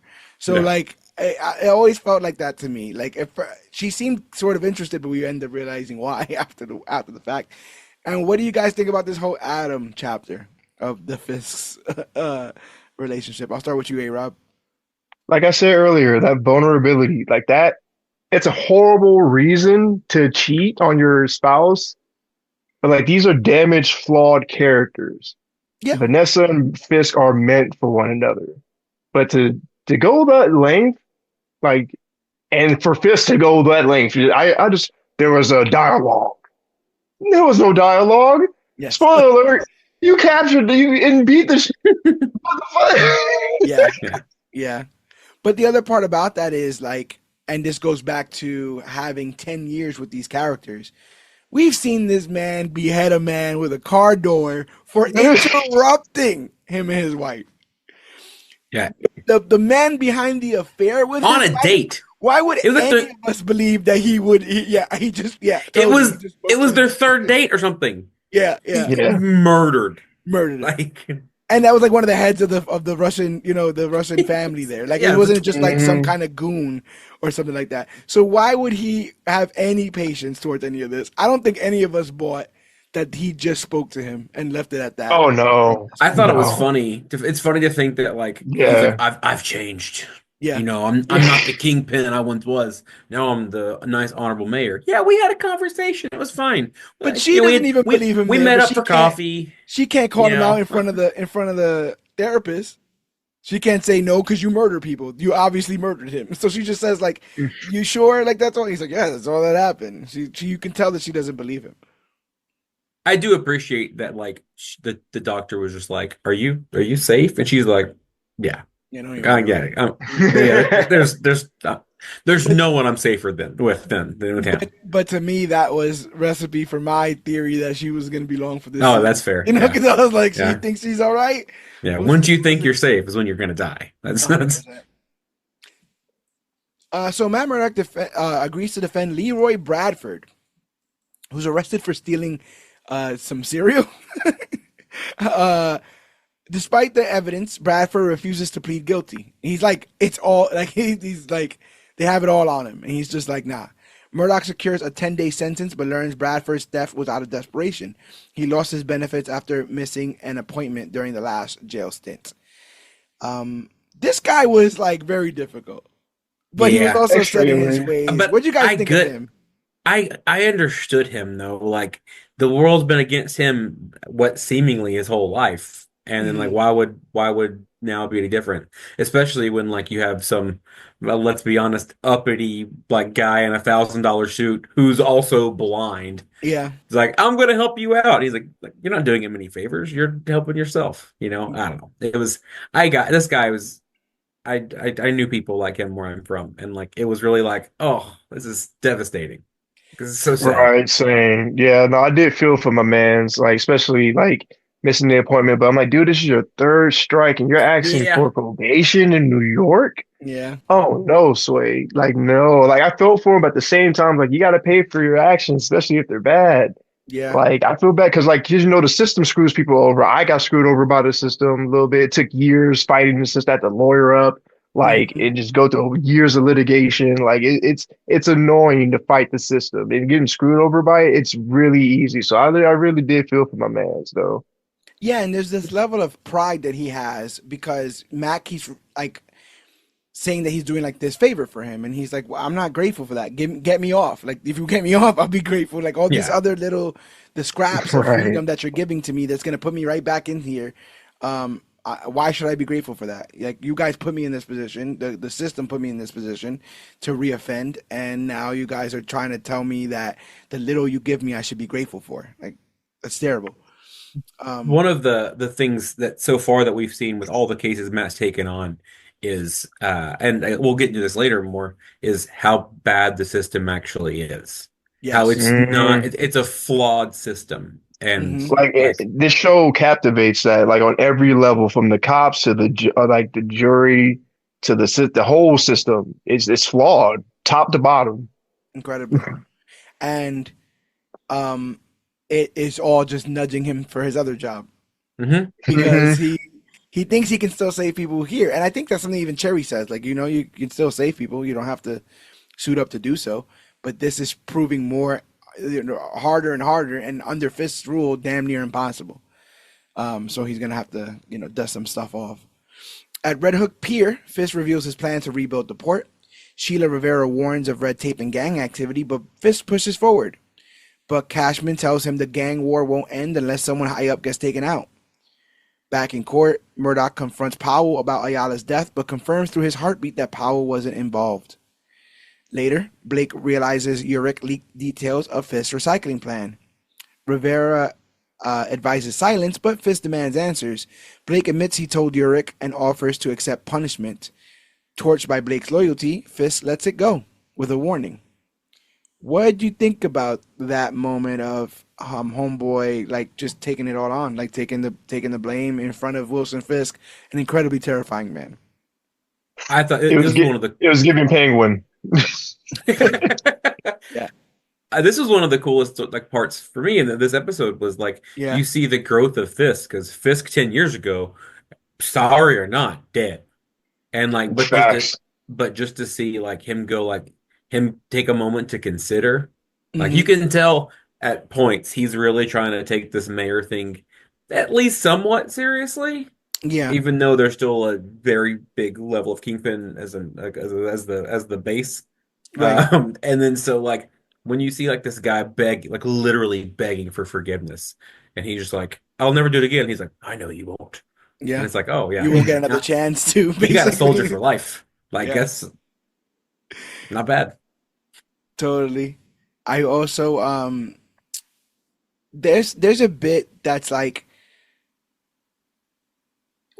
while Wilson is incredibly violent, he also seems to almost even be embarrassed by his level of brutality on occasion. We've seen him beat people half to death and then like quickly have to change and quickly have to, get back to being clean and get back to being or punish himself by looking at the wall or whatever kind of, like so this brutality seems to be something that he's good at, but almost embarrassed that he's good at. He's tired of being seen as this hammer, like this goon, and he's trying to do things the Mm. the the, the correct way, but he just keeps getting brought back to doing goon shit. So It's it's interesting to have that pull because, like I said, it's parallel storytelling. Because, like I said again, same with Matt. Matt's trying to do it by the book, and it's not working. And it's gonna seem like he's gonna have to color outside the lines. Same with Fisk, and it's all about like a game of chicken of them like running into each other and who's gonna blink first. And I think Matt does. Matt's like, or Matt's already like, hey, if you get out of line, because the whole thing was like, don't suit up because I'll just lock you up. And I yeah, think that's that's also a compelling reason not to get back into the suit. But at one point, he literally just says "fuck it," and that gets him. who's coming up. Yeah. But what's up next is quite possibly the scene of the series. Matt returns to the scene of Ayala's murder and finds a bullet casing marked with the Punisher's skull. So he goes and confronts Frank Castle, suspecting a cop who idolizes him. Castle denies involvement but stirs Murdock's guilt over Foggy's death. The two share a raw moment of grief while Castle claims Bullseye's life sentence isn't enough because Foggy is still dead. What do you guys think of this scene? I don't have time for your candy ass hero shit, Red. That's common. I love it when heroes from different like ideologies, but like come together to talk about it. Like, yo, your way doesn't work. No, your way doesn't work. It's wrong. Like, I love it. I love it. I was here for it. Yeah. What do you think, Asa? I dig John Bernthal. Yes. Like I'd watch this man eat an apple. He's so talented. Like, and then so anytime you get to see like the Punisher lecturing someone on like morality or like how the world is, it's a really like it feels wrong. Like, I understand what I guess having like being familiar with the Punisher and especially with John Bernthal's version of it, like we all understand why he's the way he is. Right. But like it just I don't know. Like hey, he's kind of right. Like I don't know. Right? From his point of view. From his point of view. Yeah, from his point of view, I would say that. I always describe John Bernthal's Punisher the same way, and Fisk, D'Onofrio's Fisk has a little bit, but Bernthal's feels like this personification the most. But he's always a boiling pot. Like he's always on edge. His eyes are always darting around the room. His head is always like he's always in motion. He's very rarely ever sitting down. His leg is jumpy. You know, he's always just on a hair trigger. You never know what's gonna set him off, tick him off, piss him off. And something I want to say: this show will go to great lengths to separate Punisher from the people who idolize him, and probably shouldn't. But another thing that this show does, especially with Frank, is kind of show how this is not somebody you want to be. Yeah, Frank is here by himself in a dark room, drinking black coffee, taking pills. Hasn't shaved in weeks, haven't cut his hair in weeks, on this one-man war where he is constantly haunted by the memories of his dead family. Like that, none of that is something anyone wants to sign up for. And they made sure to show him in that world and in that sense. There's nothing proud about that. And he's not even proud about anything that he does. But what I love is that he susses that the reason Matt's here is to almost ask for permission to be deadly and to kill and stuff like that. And he kind of calls Matt out. He calls Matt out that it's not about what he says it's about. It's about the Foggy of it all. It's about the guilt. It's about, I love, what is it? That guilt, that's where I live. Like he's like, you can't tell me about that. Like I deal with that every day. And having all that come out, Matt thought he had Frank's number and could just insult him about the way he does things and walk out. And Frank turned that whole shit around and was like, "You came here to me. All that shit you say, but you came. Where are you? You came here to me." And Frank will tell you how it's supposed to be too. Like he's gonna be honest with you, which is God, I hate his poor wife. How to look in this dress, honey? Ma. Oh yeah. But he's always so direct and in the most confrontational way. So. And he basically laid out the classic. Debate, the classic dilemma, like if Foggy's dead, why does Bullseye get to live? Why? Yeah. Just because what justice is that justice? Is that justice? Does that make sense? Does that make sense to you? Brett? Because it doesn't make sense to me. And to those who have been hurt, the immediate almost response is vengeance, and Matt's supposed to be rising above that. I don't think Frank sees that high road. I don't think that's his blind spot. That high road is his blind spot. An eye for an eye in Frank's world. And even worse than that, because guess what? I'm almost certain he's gone even with the death of his family. As far as body count is concerned. A couple times over. Yeah. So this is an eye for 1,000 eyes, kind of situation. How many more people will die because of Frank's revenge tour? I'm not saying these are good people who shouldn't, but they wouldn't be on his radar if he wasn't hurt. Yeah, all of them. Everyone's gonna die. He didn't just wake up one day and say, "For the good of mankind, I'm going to kill criminals." He was seriously affected by criminals, by the mob, and then chose to almost be on this suicidal mission. He doesn't do anything else. This is like his best friend who's come down Yeah. to talk Oh, shit to him. You get what I'm Jesus. saying? Like he doesn't hang out anywhere. He doesn't wear any other clothes besides like military stuff. He doesn't have any other friends. He doesn't have any other social life. I think they went to great lengths to show how miserable this would be. This is nothing cool about this. He is Yeah. very much depressed. And He is I like alone. that. I like that characterization of Frank Castle because it almost allows for the loose cannon character to make more sense. That's Yeah. what would happen if you were by yourself all the time, counting bullets, or just drinking and taking pills and just out, for the next day, the next big, drug bust, the next big mob takedown or something like that. And you, I love how Frank is able to go, or John Bernthal's Frank is able to go between like name calling, what candy ass superhero stuff, all that kind of stuff, to like, I hear my boy, go get him, daddy, like from my God. damn heart. Yes. No, Like, yeah. damn. Yeah. You Go know, get him, that daddy. broke my damn heart. So I'm just like, this guy is so tortured. He's not somebody you want to be. And I think he also exists as that reminder to Matt as well. Like as long as Punisher exists, Matt knows where the line is. Matt knows where not to cross. Don't become Frank. As long as I'm not Frank, everything's cool. So yeah, terrific piece of business there. Those two have gained so much chemistry from their first outing in season 2. They just roll off each other now. Like it's really, really, really cool stuff. It's almost like watching or reading, when Batman and Superman are on a panel together. Like that familiarity, that kind of rapport just really, Yeah. really shines through.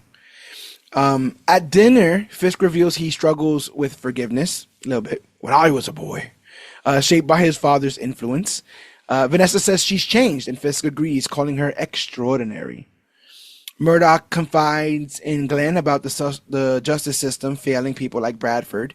After they sleep together, he secretly trains with his old Daredevil gear on the roof. Meanwhile, Fisk dines alone across from Adam, now a captive. Elsewhere, Muse drags an unconscious man to his lair and drains his blood for his next piece of art. That training on the roof is when we get to fuck it, right? Is that what? No, it's the next Muse thing. I don't want to go Okay. too far into the story. Yeah. Oh, yes, because when Cherry like tells him about like the Yeah. body count and stuff like that. Okay, yeah. Ah, Yeah. That works. The next episode is the bank episode, which kind of feels like a one shot in comics, like a story that if you Yeah. skipped it or whatever, like they didn't have the original writer or artist. It's a fun little Daredevil tale, but doesn't really go anywhere. If anything, if or when Yusuf drops the name Matt Murdock to Kamala, it'll be worth it. Yeah. Like that. Yeah. I think it was just to introduce Miss Marvel Yeah. to event really to combine the greater MCU because Miss Marvel's already been in her own show and then in the MCU. And so far we haven't had anyone and then so the fact that Yusuf Khan, who's now also been in an MCU movie and their own show to kind of bleed into this one, it kind of finally makes it all, hey, it's all one big world. Yeah, Mhm. that's major progression considering that when all this first started, Daredevil Battle would of New York. constantly refer to the MCU, and the MCU would never refer to Daredevil. Yeah. Like we were just talking about, this nationwide blip happened, and none of that kind of stuff has been referred to.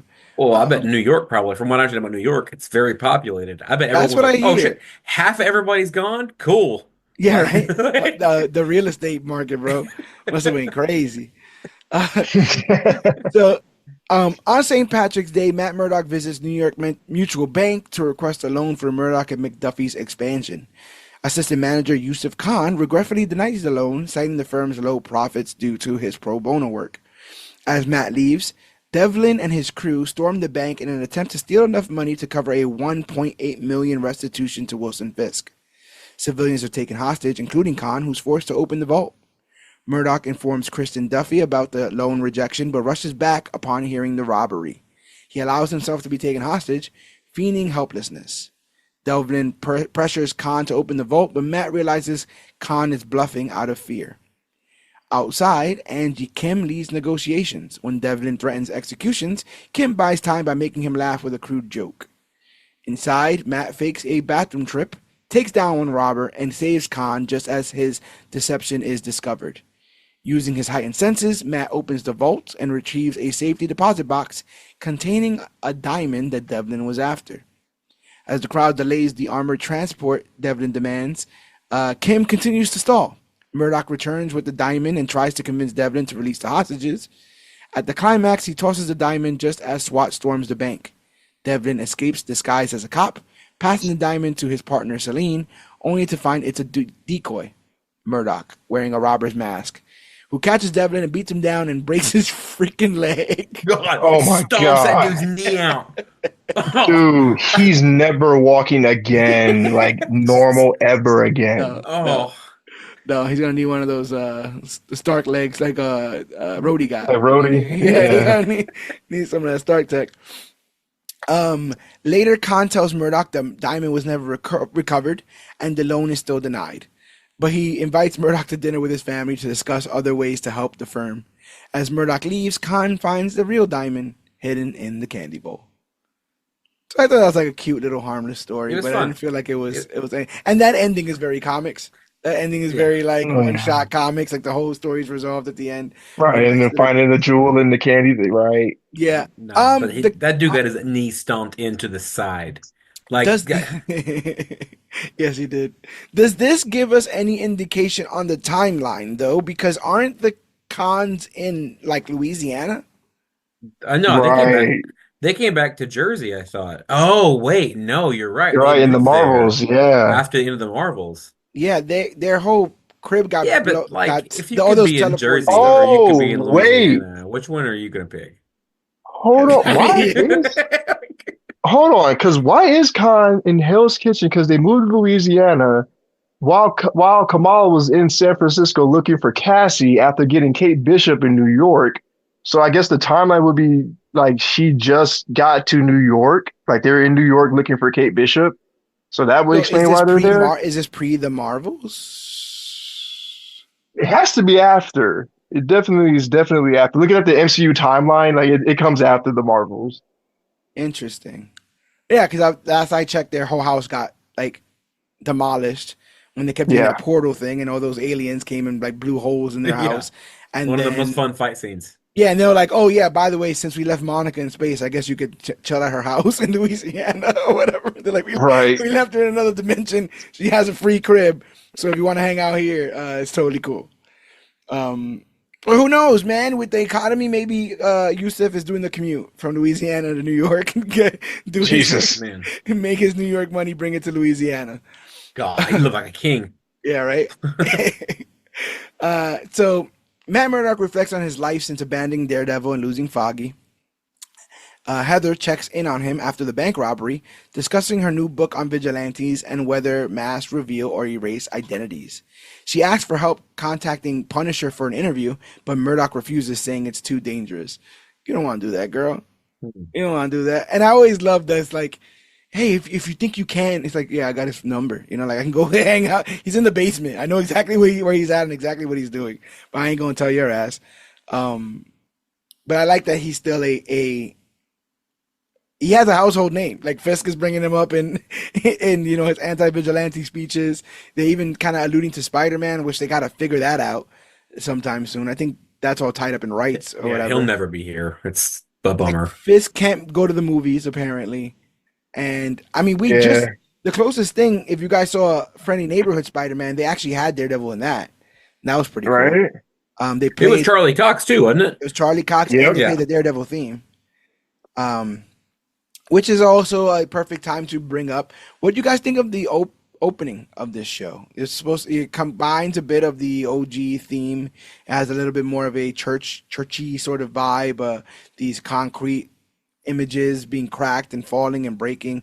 I'll start with you, Asa. Do you prefer this opener? Do you prefer the original? Do you think it's a good evolution on it? I like the original a little more because I always interpret it as that's what he sees. So we're kind of seeing from his eyes as things are. Okay. Whereas this one feels very just symbolic in like as these Yeah, as these things falter and break apart, Daredevil is going to have to be the one that fixes it. I don't Yeah. know. Yeah. You like the new theme? yeah, no, It's fine.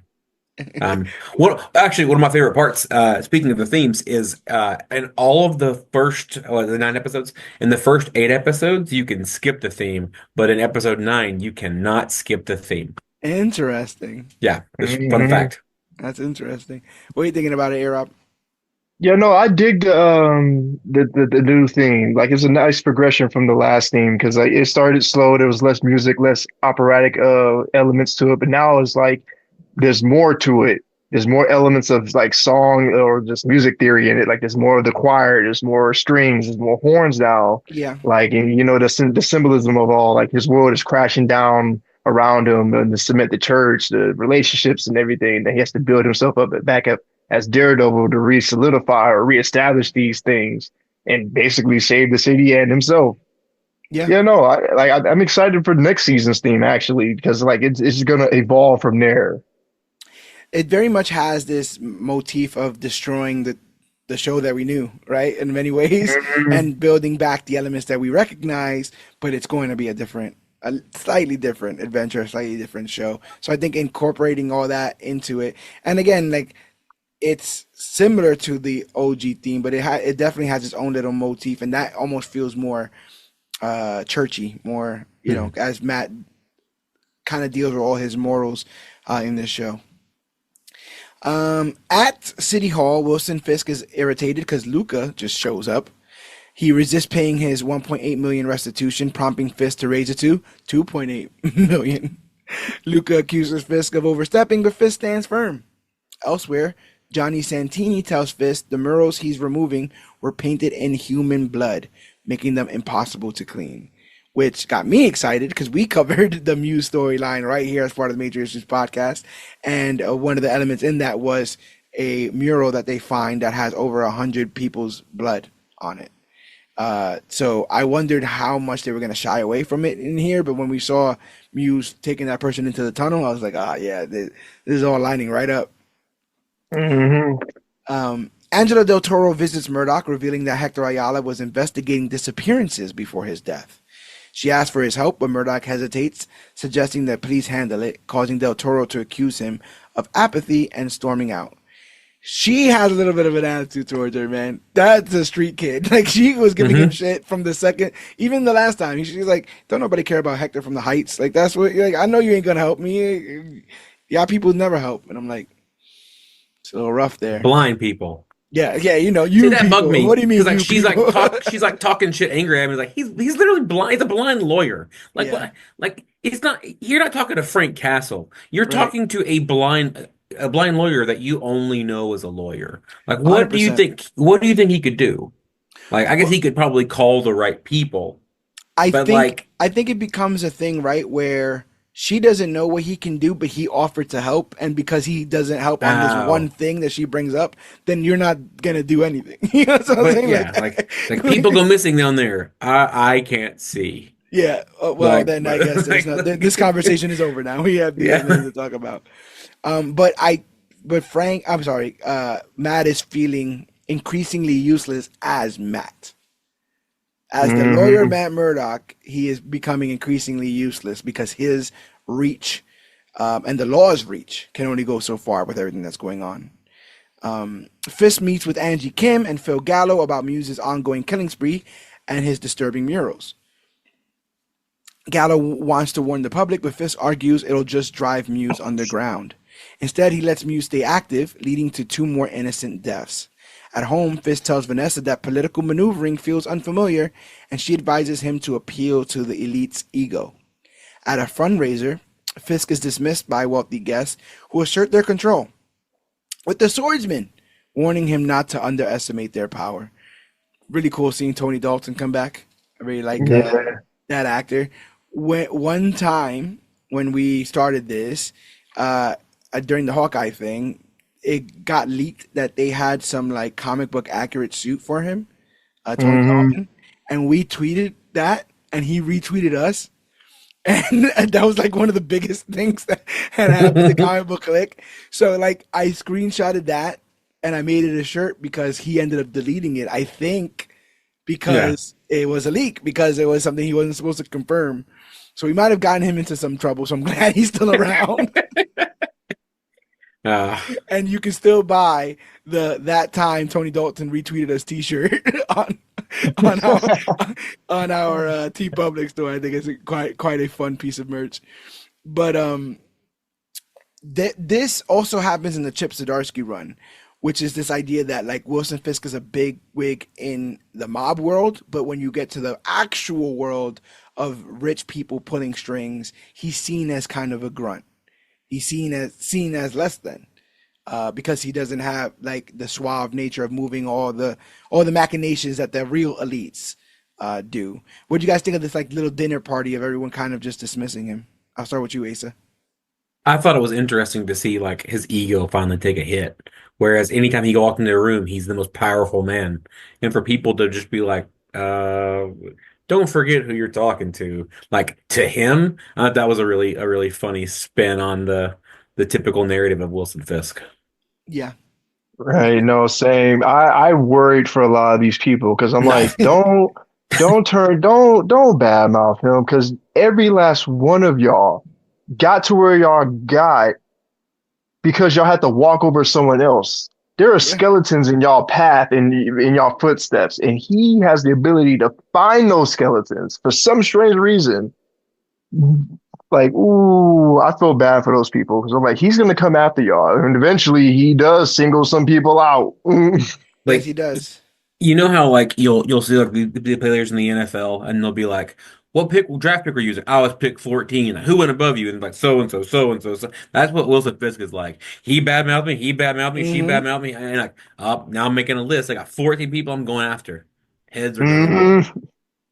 And to draw it back home, because we love analysis here on the Major Issues podcast, you have to remember that this was a guy who was raised to believe that people are all out to get him. And if he doesn't go out of his way to establish intimidation first, he'll be punked out. That was something given to him by his dad. Remember? He's like, they will take advantage of you, they will bully you, and you will be at the bottom of the totem pole unless you strike first, unless you strike back, and unless you show people that you're capable of striking in the first place.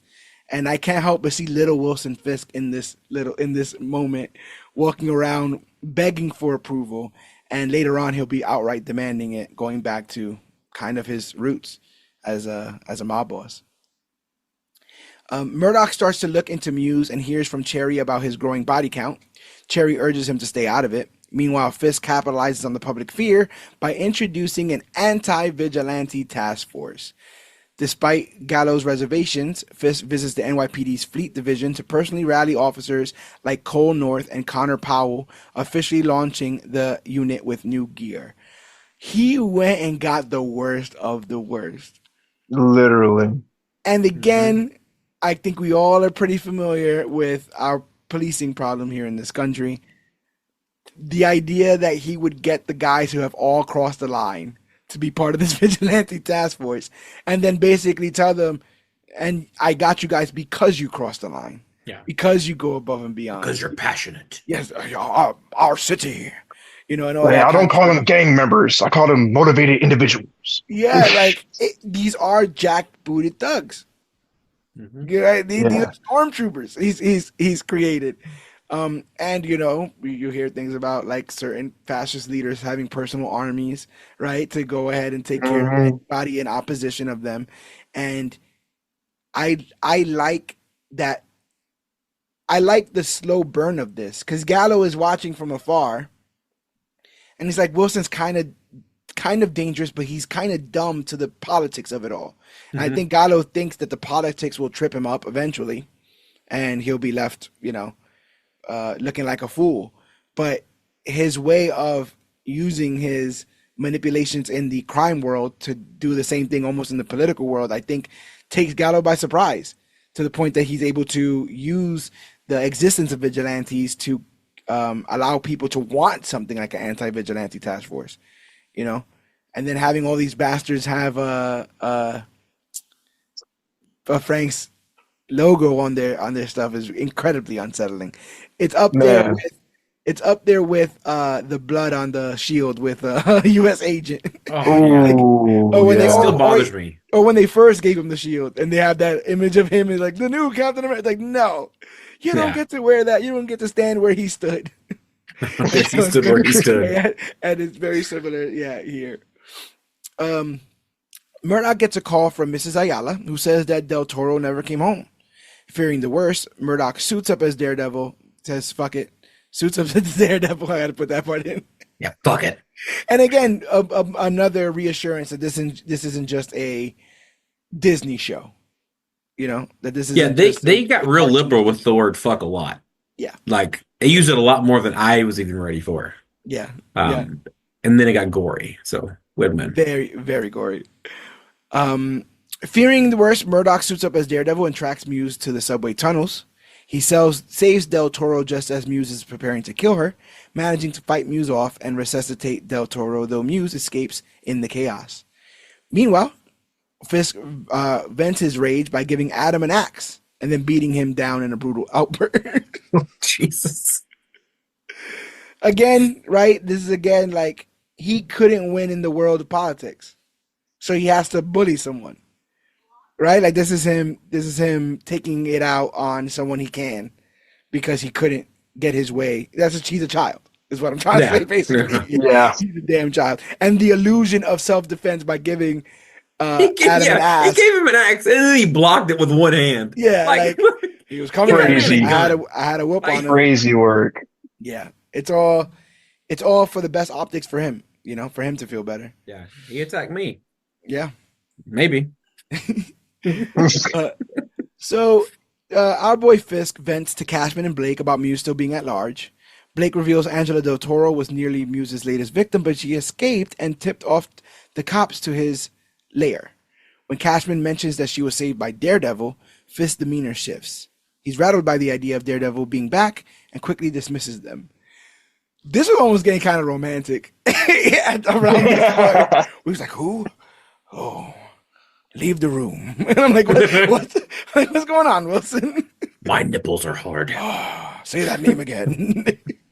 Daredevil. Mufasa. But Ooh. Do it again. Say it again. that's basically what he was on his Mufasa tip. After going toe-to-toe with Muse, Murdoch cleans himself up at home. Heather notices his injuries, but before she can ask questions, he pulls her in for a kiss. Because he's smooth like that. Yeah, power move. Later, she presses him on where he was, and she basically senses a pattern of self-destructive behavior. Murdoch's like, please do not diagnose me. You're my girl. Like, let's stop doing that. But Glenn warns that he's burying trauma that could ruin the good things left in his life. Gentlemen, do you agree? Yeah, she's right. Yeah, right. Facts. He's really definitely neglecting all the good things in his life, but I mean, I don't know. I don't. Is him With accepting great power. Yeah, comes great yes. responsibility. that's what I'm basically gonna get to. Like, is him accepting the role as Daredevil, him accepting the fact that he'll never lead a normal life, or quite possibly a happy one? Yeah, no, I think he's definitely tussling with that fact because he knows that because he struggled with that in the first 3 seasons of just Daredevil, like that balance between Matt and Daredevil. Like, which one does he really want to completely just give all his energy to? Will he just completely forget the Matt Murdock and just be Daredevil 24/7, or does he just start to find a balance between helping people with the law and helping people outside the law, like what She-Hulk is going to do? Like he's got a crossroads definitely in this first half of this show. And it's not an easy choice to make because people die. Yeah. It's the wrong one. At the office, Cherry confronts Murdoch for going after Muse alone. Murdoch defends his actions, saying the NYPD hasn't been able to do what he did in one night. He argues that Muse will now act out of fear and they can predict his next move. Cherry refuses to help, tired of watching Murdoch risk everything. Murdoch calls out Cherry's hypocrisy, reminding him of the times he asked for help when he was still on the force. Stuff we never saw, stuff that was never a thing, but we'll just go with it.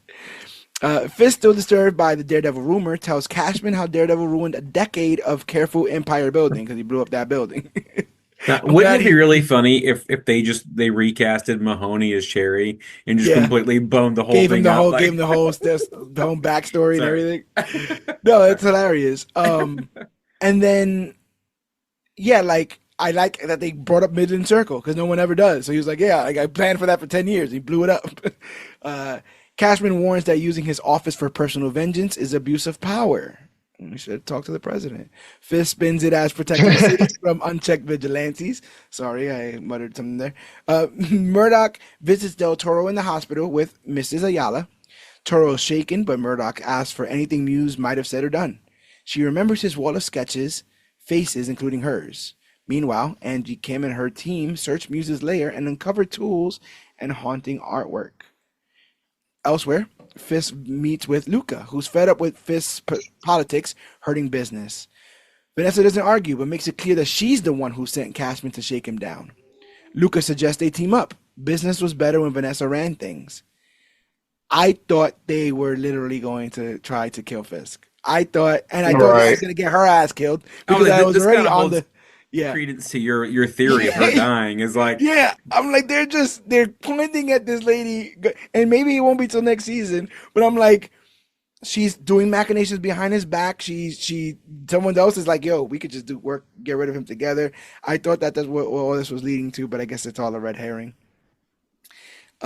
Kim traces a rare canvas from Muse's lair to an artist named Bastian Cooper. This is why you're supposed to go to Michael's because this is what happened. This is yeah, you gotta get the cheap stuff. You understand?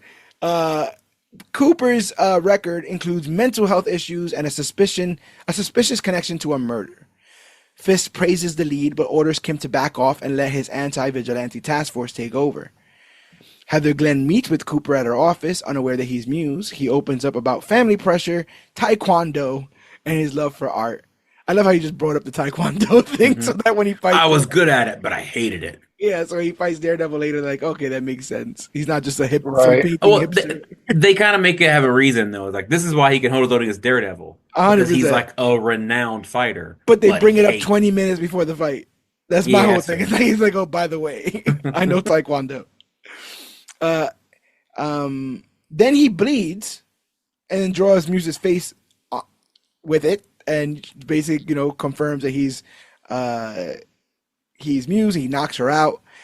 Back at the firm, Christian McDuffie questions Cherry about all the whispering between him and Matt Murdock. She's scared of the secrecy and makes it known. Daredevil sneaks into Muse's lair, hoping to find a lead. Among the many faces, he finds one that stands out, painted thicker, more layered. It's Heather. Realizing that she's the next target, he knocks out ATF Officer Powell.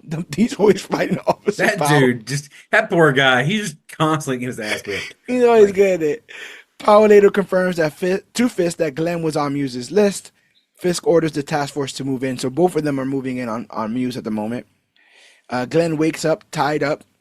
Muse, fully unmasked, tells her this is who he really is, and that her therapy helped him embrace it. As he prepares to kill her, the police pull up. Glenn insults him, pushing Muse into a rage. Daredevil crashes through the window. Literally, that was hilarious. Like he just bursts Right. Yeah. through the whole shit. Like, we'll clean it up later. He bursts through the whole window, and the two brawl viciously. As Muse gets the upper hand, Glenn grabs a gun and kills him. Daredevil steadies her before slipping out, just as the ATF breaks in because she lost a lot of blood. And so the ATF breaks in. Fisk arrives at the scene. Cole North gives him the rundown. Muse attempted to murder-suicide and was stopped, likely by Daredevil. Fisk seizes the moment, orders the ATF to get the credit, and brings BB Urich in to print the quote-unquote official version of these events. What do you guys think of the rise and fall of Muse in this? Some people had some really hard. They felt like they kind of just misused the characters, I guess is what I would say. I think he's a really cool character that he does feel kind of like he was wasted. Like, Hmm. and I don't know how much more you could have done with him, like from a storyline perspective. I think you can only go so far with serial killer use people's blood to paint. Yes. Like, Right. Same. Because but he's definitely like an Avengers level threat. yeah, and then so, but like I don't know. I would have liked to have gotten more out of him, like go more in depth with him, but also he kind of felt like he felt just like a stepping stone to get us to Fisk.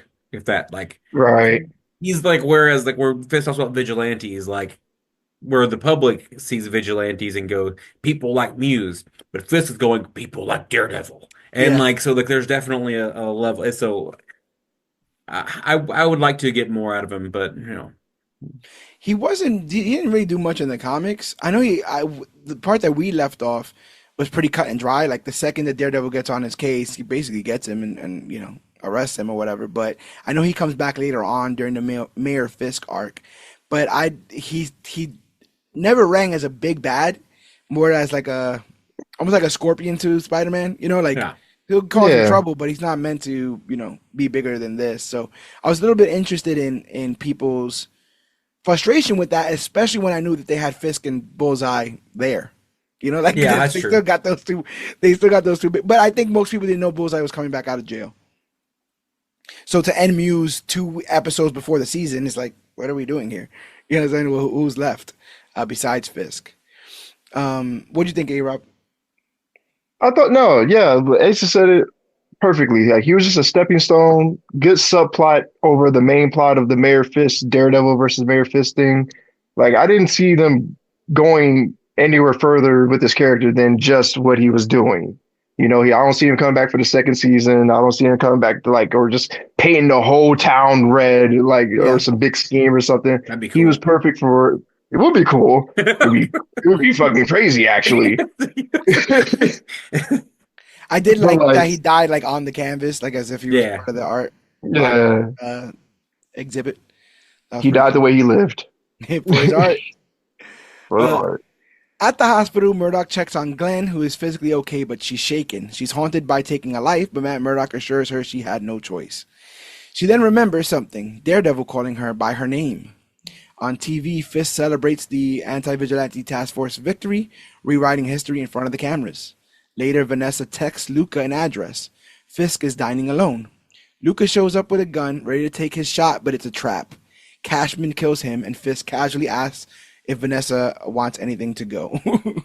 Just it was awesome. I love how that was shot because I thought it was like, oh, she's sending him to kill her husband. Oh no, it was a damn. Yeah. That's some good writing right there. That was a Yeah, great moment. it was really good camera work. Yes, it was. Gosh, yeah. Then I felt like it This was for show me. needs to be commended for the cinematography because they had some Oh yeah. great shots from classic Renaissance paintings and just some of those shots, especially with the helmet falling in the first episode. I was like, oh yeah, they spent a lot on the cinematography for this show. Yeah, it was really cool stuff. So at Rikers Island, Benjamin Poindexter is forcibly moved into General Pop. Meanwhile, Wilson Fisk thanks Vanessa for securing funding for their development project, then shows her Adam, their imprisoned betrayer. She chooses to kill him, solidifying their bond because he gives her the choice of freeing him or killing him, and she Poor does guy. kill him. Poor, He just yeah, he just banged a chick. and she was down, and she was down for it. And Yeah, he's it's like, "Oh, by the way, my murderous actual husband is actually still alive. It's back in the picture."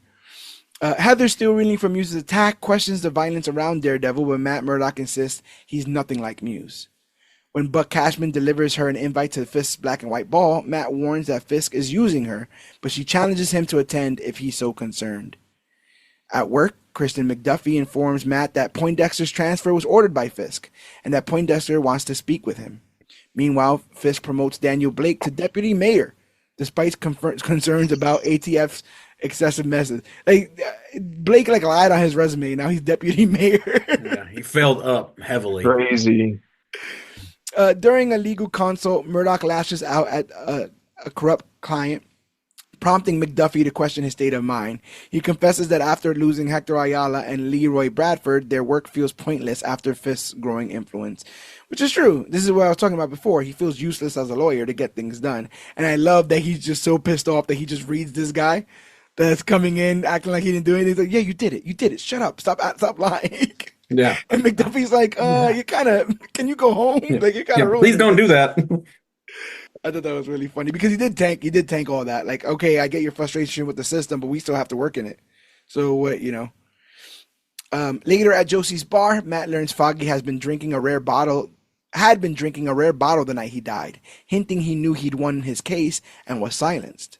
Matt visits Poindexter, who refuses to confirm anything but implies Fisk had him marked for death. He offers Murdock the truth if he can get him out of prison. At the black and white ball, tensions rise as Murdock keeps his distance from Heather. Vanessa thanks Heather for saving her marriage, and Fisk blackmails the swordsman into supporting his plans. When a journalist takes Fisk's photo, Officer Powell brutally assaults him. Gallo protests, but Powell boasts that the AVTF only answers to Fisk.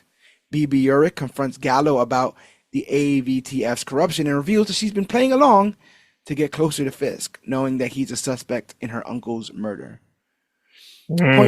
Poindexter escapes Rikers by using his tooth. He pulls a tooth out of his mouth, kills all the surrounding guards, steals a uniform, and I got some dread in the pit of my stomach. I'm like, oh no, this bastard. Yeah. This bastard. Resourceful as shit. The force it took to spit the tooth into the guy's I was thinking the same shit. I'm like, yo, does he have super lungs? Because like that. Just. Yeah. Blood. So good, so good, and such an evil villain, super villain thing. Like you're like more than any other iteration of Bullseye. I don't want nothing in this man's hand. He's proven that he can turn absolutely anything into a weapon, and this tooth thing is just another layer, like one of the many things on a list on some online site of the badass things this Bullseye's ever done. So. At the ball, Heather confronts Matt's erratic behavior because Matt's flipping out at the ball. He is the most unhinged in this episode that he's been this entire series. He's flipping out on Heather. He's flipping out on the criminal. Go ahead, Asa. And he's clearly the least blind in this episode. Yes. He is doing so much where he's like, he walks out and Josie's like, did he use his staff? And Cherry's like, I didn't notice. Like, he's clearly very much able to see, at least somewhat. Like, yeah. And he's almost giving away the Daredevil of it all. Like, he's so one-track minded with this Fisk stuff that he doesn't trust any of this. And he's at the height of his paranoia with all this. It's just like, chill the hell out. But maybe maybe he knew something because when Cashman alerts Fisk of Poindexter's escape, Vanessa admits that she has something to confess. And Murdock overhears it and realizes that she ordered Foggy's murder while Fisk was out of power. Matt cuts in on Vanessa and accuses her of the hit, vowing justice. She mocks him, asking if Heather knows that he's Daredevil. Fisk then dances with Heather and hints at Matt Murdock's secret. So they're dancing with each other's booze. Bullseye takes aim at Fisk from above, but Matt sees it coming and throws himself in the path of the bullet. As the guests panic and the AVTF moves in, Matt lies bleeding on the dance floor with Fisk and Heather frozen in shock. As soon as that happened, I was like, Matt, you're going to heaven because it takes a special person to save their enemy, their worst enemy. Like, I was so torn in this part because like part of me was like, well, as they're switching and like both women are facing the man and the men are facing Bullseye. So you don't see which women who's dancing. Right, the shot was crazy. I was like, oh, he's gonna try to kill Vanessa, who was Matt's boo, by Kingpin to get his revenge. And this whole part, I remember I'm back and forth. Also, once he gets shot, they have a really cool scene of the cinematographer. So as he's laying there, when they cut back to it at the beginning with the recap, they have it upside down. So it's as if the floor is the ceiling and he's laying face up, but it's down. It was one of the coolest bits of cinematography I've seen in a long time. They were playing with that in like some of the social media promotion for this, like turning the world upside down and just like Matt laying out. But another thing is, initially when Benjamin Poindexter and Bullseye is like, yo, I'll get you what you need to get me out of here. Matt's like, why would you do that? And he goes, because you're a good guy, and good guys save their enemies or some shit like that along those lines. And then we see this scene. Which I forgot about that. Holy shit! Wow! Right? What the? Yeah, he's like a good guy. A good guy saves his worst enemy or something like that, and that's exactly what happened here. Matt just, without thinking, acted and almost lost his life to save Wilson Fisk. I even Frank gives him shit about it later. Mm. So This we is what start. you do. Yeah, Sorry. yeah. Why, Red? Why? It's like, I don't fucking know, bro. Leave me alone. So our finale starts with a flashback. Vanessa Fisk visiting Benjamin Poindexter in prison and offering him a deal to get out early. The catch, she wants him to kill Benny Cafaro and Foggy Nelson to bury a case that would expose her. Poindexter obviously sees through it, but he signs on. The best part about this is it's quite obvious that Bullseye's not in his right mind. It's Oh quite yeah, no. obvious that he Yeah. is gone. 1,000 yard stare, scars on his face. He's not right, but she did it anyway, and he knows he's being used. He knows he's being used as an attack dog in this kind of scenario. So it's kind of heartbreaking there when I think of like police or military, right? People who became extremely good at one thing that has absolutely no use in a peaceful world until you need them for stuff like this. And how did actually we both know that they're going to discard him after this as well, Hmm. which also goes back to He's got one job yeah, or one use. it goes back to the disposable nature of people in uniform sometimes. In the present, Matt Murdock recovers in the hospital and after taking a bullet to save Fisk. Kristen McDuffie and Heather visit, and Matt tells Kristen that Vanessa ordered the hit on ordered the hit on Foggy. Kristen remembers Foggy's early win in court, and Heather urges Matt to rest, but he's already piecing things together. In classic Matt, like he's bleeding out, but he's like, "Hold on, give me a notepad, whatever." I gotta write out this whole thing. Like Muse, he's writing. Yeah, in blood. I'm feeling very weak. Fisk, recovering from Poindexter's attack, confronts Vanessa and reveals that he knows what she did. He's not angry; he's impressed. With her Red Hook Pier operation, they've already moved millions. As mayor, they can move billions. Fisk meets with his team and demands a crackdown on Poindexter and all vigilantes. Gallo resists, and Rivera warns that they need a bigger threat to justify martial law. Fisk ignores them. In private, he tells Cashman that even though Matt saved his life, he's better off dead. He basically hints like, yeah, no, he's weak. Go kill him. Because the guy's like, he saved you. Isn't that weird? Like, are we like not killing him anymore? He's like, no, we're totally still killing him. If anything, it's easier now. What do they say? The better a dead hero than a live vigilante. Yeah. And so he's like, it's even easier now if you want to. He's like laid up. Go kill him. Cashman heads to kill Matt. They start playing killing him softly or killing me softly. Oh, great song. Great song. But all of a sudden a blackout hits Manhattan. Matt escapes and returns home where Punisher is waiting, sent by someone who wanted Matt protected. Wink. The ATF raise the apartment, but Daredevil and Punisher fight them off. This is what I was talking about where Matt has to keep stopping Frank from killing people. and even then, he was still failing to stop him from killing people. Yeah. So at the very beginning, he puts the one guy's head on the coffee table and he shoots through his head like 4 times. And it's like, what? That was overkill. Like, that was overkill. Yeah. And like I said, although he's here to help Matt, there's also this level of disgust because these people are, have taken his symbol and dirtied it. They co-opted his whole mission. Cole North survives, and Punisher realizes he's the cop who killed Hector Ayala. Daredevil refuses to kill him despite Punisher pushing for it, and they escape a grenade blast. Karen Page shows up, says she came back when she heard about Poindexter and brought Punisher to help. Matt believes Foggy was killed for uncovering something. Karen agrees to help him dig through case files. Punisher bows out, but Karen calls him out for still caring. Several things I want to talk about real quick. First, in the comics, Cole North is a straight, he's not dirty cop working for the NYPD who's friends with Matt Murdock and kind of friends with Daredevil, but still needs him to stay on don't not cross any lines. And so eventually they end up having to come to a head. So it was really weird to have him be straight up dirty in this. I thought that was strange because he was a bit he was a good guy basically. I love after the grenade blast, they're walking out there limping and stuff. They're just on the street limping, 2 tired, old, beat up superheroes. And Daredevil goes over to Frank. He's like, Frank, He's such an asshole. He just says Yeah. it like he's just exhausted over the whole thing. And what is Matt alluding to? Did Matt allude to the fact that he believes that Frank likes Karen, but Karen likes him? I think he alludes that they like each other.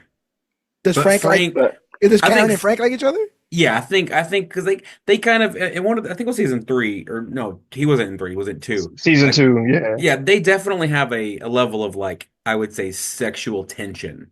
Season But two is like, the whole, hey, when you get love, you hold on to it. You hold on to yeah, it quick, all right? Because you never know when you're gonna get love again, all right? Let me tell yeah, you. And I was like, exactly. yo, Like, he's going super hard right now. but also like I don't know, I don't think Frank's the character that I don't think he's that character. Like, I don't I based off of his episode four appearance, it's Yeah, almost like he's constantly haunted by the sound of his family. I don't see him moving beyond his wife, though I do right. think there is a Facts. level of I would call it love for lack of a better term for Yeah. Karen, but not like a romantic love. He's If like a that makes rescue puppy, and she's like the new owner kind yeah, of deal. yeah. It's like yeah, it's the Florence Nightingale syndrome. He's still Like trying to, yeah, he's still like, she's really nice, but I don't need anyone to be nice to me. Damn it, yeah, I don't need I'm anything. tough.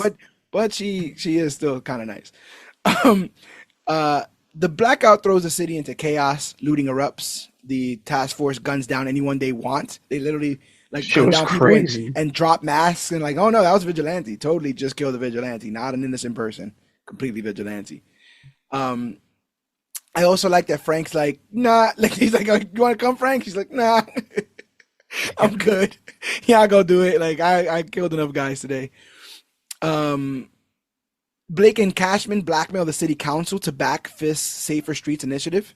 That's when he go in. It's like, hey, it'd be terrible if everyone found out about all the illegal money you guys have been spending over here. So maybe you guys get on the same path as Fisk and you got nothing to worry about. So already, he got the whole city in the palm of his hands. Matt and Karen find old files from Nelson and Murdock, including one revealing Red Hook Pier is a free port outside of U.S. law. That's what Fisk and Vanessa were protecting. Foggy must have found out. Meanwhile, Punisher storms Red Hook Pier and wipes out a squad of AVTF before they capture With him. a handgun. Yes. It wasn't like an assault rifle, it was a handgun. That dude, Yeah, he it gets was in the neck oh, when he comes he through. he grabbed the shield and pull it down and just shoot him in the head. Like, Yes. Real, Crazy. real rough stuff. And they're talking about him having a show soon. And if it has any of this in it, it's going to be tremendous. I think it's gonna be a one shot like they did Man Thing or Werewolf by Night. Werewolf by Night. Yeah, that makes sense. Connor Powell tries to recruit Punisher, captures him, tries to recruit him. Because, that's when everyone's down to be recruited, when their hands are tied behind their back. Punisher refuses, and they beat him down. He calls him a bunch of clowns. He says that they're not, they're not. He calls him a bunch of clowns, and he says that they're not repping his stuff well enough, or whatever. Yeah. What do you guys think about Punisher's little message here to the AVFT? I wish he yelled at him more. That was right. Like I want Like to like because like you guys don't know what I've been through. You don't know what I whatever. But like because like their whole thing is like you shoot first and you ask questions later. That's what people think of the Punisher. But he's like I kill bad guys, but like they just kill. It's very different. But they're just co-opting the kill first, ask questions later thing. Yeah. mhm. Don't love it. Like, No, I but get it. I but get him it. calling them clowns repeatedly was like I don't think anyone that really follows the Punisher ideology at this point um is I don't think they're watching Disney Plus Daredevil, but Fair. like for the one or two that may, I truly hope they saw it and realized that like the Punisher would shoot them in the face. The Facts. interesting thing is what he went for immediately is the thing that they care the most about, and it's their ego. Mhm. Calling them fucking Mhm. clowns immediately just, deflates all that huff and puff. I'm the Punisher. I'm the big. Look at you. You're a bunch of clowns. You're a bunch of damn clowns. And I think that that was really, and it's something that obviously needed to be said. I am not completely anti-police, but I am completely anti the militarization of police. Hmm. This idea that they need more Mhm. Agreed. weapons and more body armor and more, rocket launchers or whatever the hell they feel like they need. I We don't should think do that. the the That Comic Book Clique political podcast. I think we'd either Oh lose yeah. half of our people whoa, or whoa, they whoa. would Are you suggesting we mix comics and politics? Because that's not a thing. I don't think it is. I think we might. you know I what? think we might be. That's my bad. I think we might be embarking on some new ground here. We might have to No, iron yeah. out those details and No come up one with go look that at show. Captain America punching a Nazi right out the gate, or Please the don't. comparisons in the civil rights movement with Professor X and Magneto. Yeah, but Hitler Please. was just saying my heart goes out to you. That's all he. That's all he was doing. Jesus. Come on, bro. Oh, Before we get pulled off the air, I don't even want to joke anymore. It sucks. Rivera, pressured by guilt and fear, gives Fisk a recording of Gallo's plan to remove him. She snitched. She snitched on Gallo, bro. And everything that happens after here is because of her. But she was one. I loved her at one point when Blake was on her case. She was like, I was here before you guys, and I will be here after you guys. Mhm. Like I am, career bureaucrat. Like I've seen 500,000 you guys come and go. But in this instance, she realizes that she bit off more than she can chew, and she might not outlast this administration, like physically. Like she might, like she might, Jesus. Yeah. she's gonna be on that list of people like Gallo. And when Fisk does do something to Gallo, that's even more proof of what will happen to anyone who disagrees. Yeah, she was the one that it completely caught me off guard. Is like Snitching. yeah, because I was like, oh, she's gonna run, and then she's gonna get caught and she's gonna get murdered. But Yeah. no, yeah, It just she reminds me got of like the whole like roaches outlasting the like nuclear apocalypse or whatever kind of thing. Like she yeah. is just self-preservation at this point. She knows how bad this is for Mhm. the city. She spoke to Gallo about how bad this is for the city, but she knows she can't beat it. So can't beat him, join him kind of. And in no way is this an analogy for our current presidential administration. Not at all. What? Come on. No, no way, shape, or form. Not at all. So Fisk, now knowing that Gallo, regardless, isn't on his team, will never be on his team, ain't even trying to be on his team, he publicly executes that man by first smashing his head in with his bare hands, which causes his jaw and his forehead to go in two different directions. Whoa. And in one of the most bloody Gnarly. displays that we've seen in Daredevil yet. But again, I can't help but believe that scenes like this were incorporated to assure us that we are not trying to kid this down. Very similar to some of the stuff in Deadpool Wolverine. People were very concerned about whether or not we were going to PGify certain characters, and this is proof positive that this is not the case here with Daredevil or Wilson Fisk. But he does it in front of the AVFT too, so it's like, if I can do this to this guy, imagine what he's allowing them to do to the common person on the street. Matt and Karen scout Red Hook, but it's locked down. While this is going on, I'm like, this show doesn't feel like it's anywhere near ending. What is Yeah. going on here? And so, Right. We were talking about watching this earlier, Ace. yeah, watching this live, I was like, how much time is left in this episode? Because Yeah. there's got to be another hour, and it was like 12 minutes, and I'm like, what the fuck? There's no way there's 12. You can't wrap this up in 12 minutes. Yeah, because they're like at the pier, and I'm like, so what's gonna happen? And then they just leave the pier and go like, Yeah. we'll come back later. We'll come back with With an we'll army. get an army. Yeah. We'll get a Hulk. Yeah, Karen, please. It's gonna have to be Amadeus or She-Hulk. There you go. Hey, She-Hulk. Gang. Karen pleads with Matt not to go in alone. He agrees. They'll need an army. The next day, Power returns. Fisk promotes Heather to Commissioner of Mental Health. He's just making shit up, but I mean, Department of what is it? Mhm. Yeah. Expenses. Or whatever. Yeah, efficiency. Yeah, Yeah, Department of Government Efficiency. in no way is this an analogy for our No. current administration, guys. You're my friend, and you now have this new thing that didn't exist. And he gives a public address blaming vigilantes for the chaos. He announces that Gallo resigned and enforces martial law in the Safer Streets initiative. Just, yeah, by the way, martial law. And I'm like, what? He's a coward. He's gone out. I'm of here control. for you. At Josie's, Italy. Matt confesses to Karen that he has been consumed by darkness. He wanted to kill Poindexter. Karen reminds him Foggy believed in him no matter what. Fisk, meanwhile, shows Vanessa the dungeon where he's keeping Punisher, Swordsman, and others hostage, keeping his political enemies in cage. I'm simply just stating what I'm seeing Nothing else. Do not read any further. Uh, Kirsten finds the Freeport proof, and Poindexter hides out alone. It looks like he goes back to his house. It looks like he went back to his apartment. I It's thought like he did, but then I was like, it blew it up. But where did he go? right. Matt gathers his allies, Cherry, Agent Kim, and a few NYPD officers who haven't bent to Fisk. He tells them the city is broken, but it's still theirs. It's time to fight back. Down in the dungeon, Punisher fakes out a guard, snaps his arm, and starts his escape. The war is just getting started. I like this ending. I like how it revved up for us to be very excited for what happens to the future of this franchise and these characters. It felt very mid-season finale. Yeah. And like I said, I do think that they pictured this, when they initially announced it, they said 18 episodes, right? So they may have envisioned this as the midpoint to the rest of the story that they're trying to tell. But I like that. I just like how all this ended. The only thing that I have to say is I don't think that the Punisher thing had to be a post-credit. I feel like that could have just been it's part of the episode. I just assumed that was the case. Like and the thing is, when you see him when the camera pans and he's there chained up, your thought process is like, wow, they captured the Punisher. Like, what now? But then he gets out. So you're just like, like, okay. Well, it is what it is. I wonder if they're going to use the Punisher show kind of like the Penguin as a setup for the next season, as opposed to because it makes sense that he would get out and he would let the other vigilantes out, and then they would have the army they need.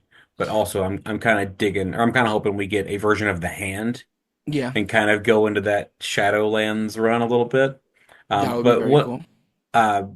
I also thought Agent Kim was Yuri Watanabe, and that'd be really cool. There it is. Because I forgot to say that because I'm like, wasn't there an Asian cop lady in the Spider-Man games? I was really hopeful we were gonna get her, but we didn't, and that's okay. She becomes a vigilante as well, didn't she?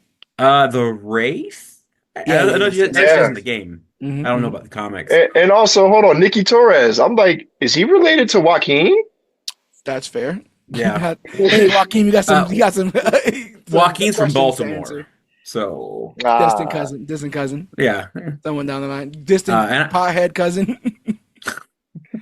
Ridiculous. Ridiculous. It based off of the last credit or the last little bits of the credits alone. Mm-hmm. Did it kind of seem like Bullseye is becoming more vigilante, less evil? Did I just read that wrong? I think that he is someone that is tired of being pointed at, getting pointed at targets to shoot. And I don't know if we're supposed to rally for this independence. I don't know. We're supposed to be hey, he's not taking, he's taking back his power or his agency or his, I don't know. I don't know what that means. Because he's one of the few characters I don't think should get a redemption arc. No. Like I think of Frank Castle as so much more of an anti-hero as opposed to an anti or whatever. But Bullseye is a straight up villain. He just straight up murders people. Whereas Frank Castle typically tries to only kill bad people. The occasional person that gets in the way, or but Bullseye is just a murderer. Can we really find a way to justify this man? It's I don't think he has any redeemable qualities at this point. He could have been saved if he had himself a nice girl, but he still had a lot of mental trauma from his childhood. So I don't even know. I also hope we don't live in a world where him and Frank don't meet.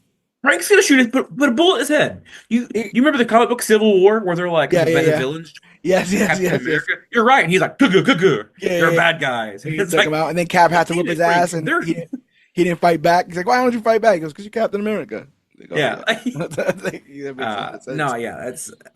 There's a lot of questions to be had. A ton. And we, spoiler alert, there have been set photos leaked of Daredevil in a brand new black suit. Notably, he wore that black suit when he did kill Bullseye in the comics, which led to the Shadowlands events when he realized that he may have to take other courses to get his city to be safe, and he actually ends up running the Hand. I don't know if they're alluding to any of that kind of stuff. It seems like they've pulled way back from him choosing to want to murder people, using, like I said, Frank as a metric.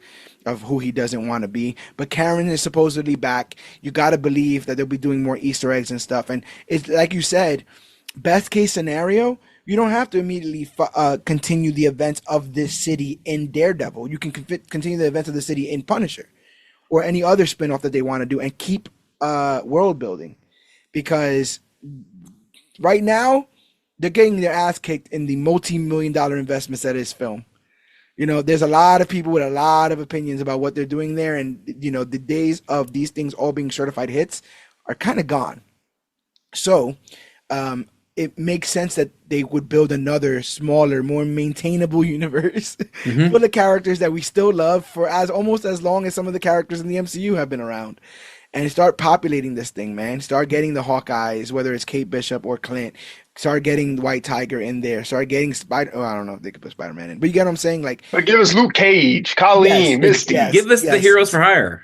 100%. And Daredevil in season 1 on Netflix was the first step of many, almost like the Iron Man, to kind of create this universe. So I just hope that Born Again is doing the same by constantly mentioning things like Spider-Man, like Echo. I hope some of these characters come back and we get a really cool street level adventure, like a street level in game where it's like you get dope. him in the end, and it's like Kingpin and all the mob guys are coming up and. They're like on your left, and like. But I also want go to Secret Wars, and then they gotta fight big ass Into the Spider-Verse Kingpin that looks like a fucking fridge with his head in the middle of his torso or whatever the hell's going on over there. That's what I want to see. Yeah, you got that, Feige. So get it right. Gorilla Grodd Kingpin. Yeah. Like. Hey Rob, do you have anything left to say about Daredevil Born Again season 1? Any wishes you have for season 2? I highly encourage everyone to go watch this on Disney Plus. It's a great show. It's to the MCU form, and like you just said, like I could definitely see them sprinkling like this is the ground leveling for the street level, like basically Avengers level like moment that's gonna happen. They almost had it with the Netflix shows, with Jessica Jones, Iron Fist, Luke Cage, Daredevil, Defenders. You got them all together.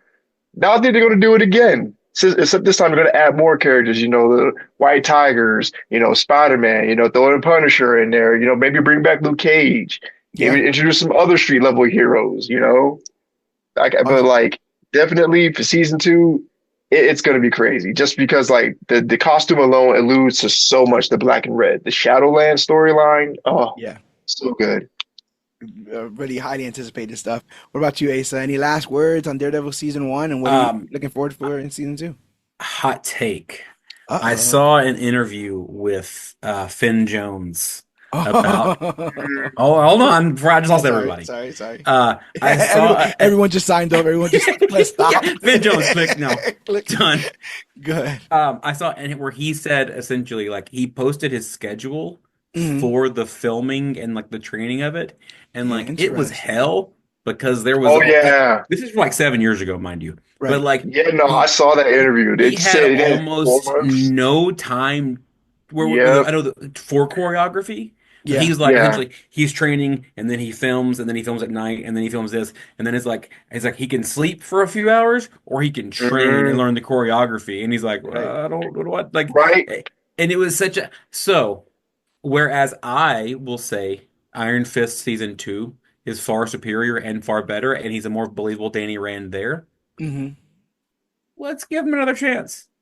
Let's give him another chance. I think one of the major I remember that what happened to him. Yeah, one of the major heartbreaks for me of Marvel Netflix was them finally getting me to like Danny Rand and then canceling the series. I hated that first season. I had a lot of negative feelings towards it. Like, I saw a lot of negativity behind the scenes. Like instead of giving him 4 months to learn the lines, the script, the choreography, he only had 4 weeks. Yeah. Which is why the choreography was so shaky, why the acting was so like mid, like. And there's a terrific recent modern Iron Fist story that they were putting some of those elements from that is amazing, but because he couldn't, the Immortal Weapons, the Immortal Weapons arc of them fighting all the 9 cities in heaven and all that kind of stuff. Amazing stuff, but they never laid any of the groundwork for it, so they just were like putting a little bit of elements and stuff. But yeah, I totally agree. He deserves another bite at the apple. I say bring everybody back.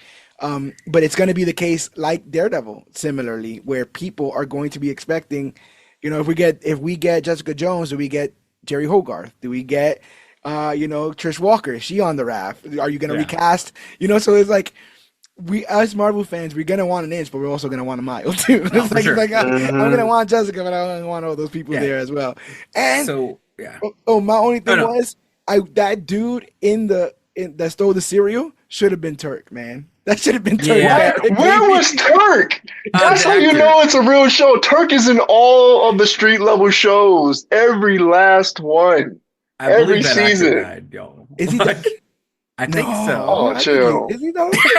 Oh no. Chill. I believe that Chill. actor died. You can check. Oh, also, so I want Danny Rand back, and also I want Elektra back, and I want him to control the hand.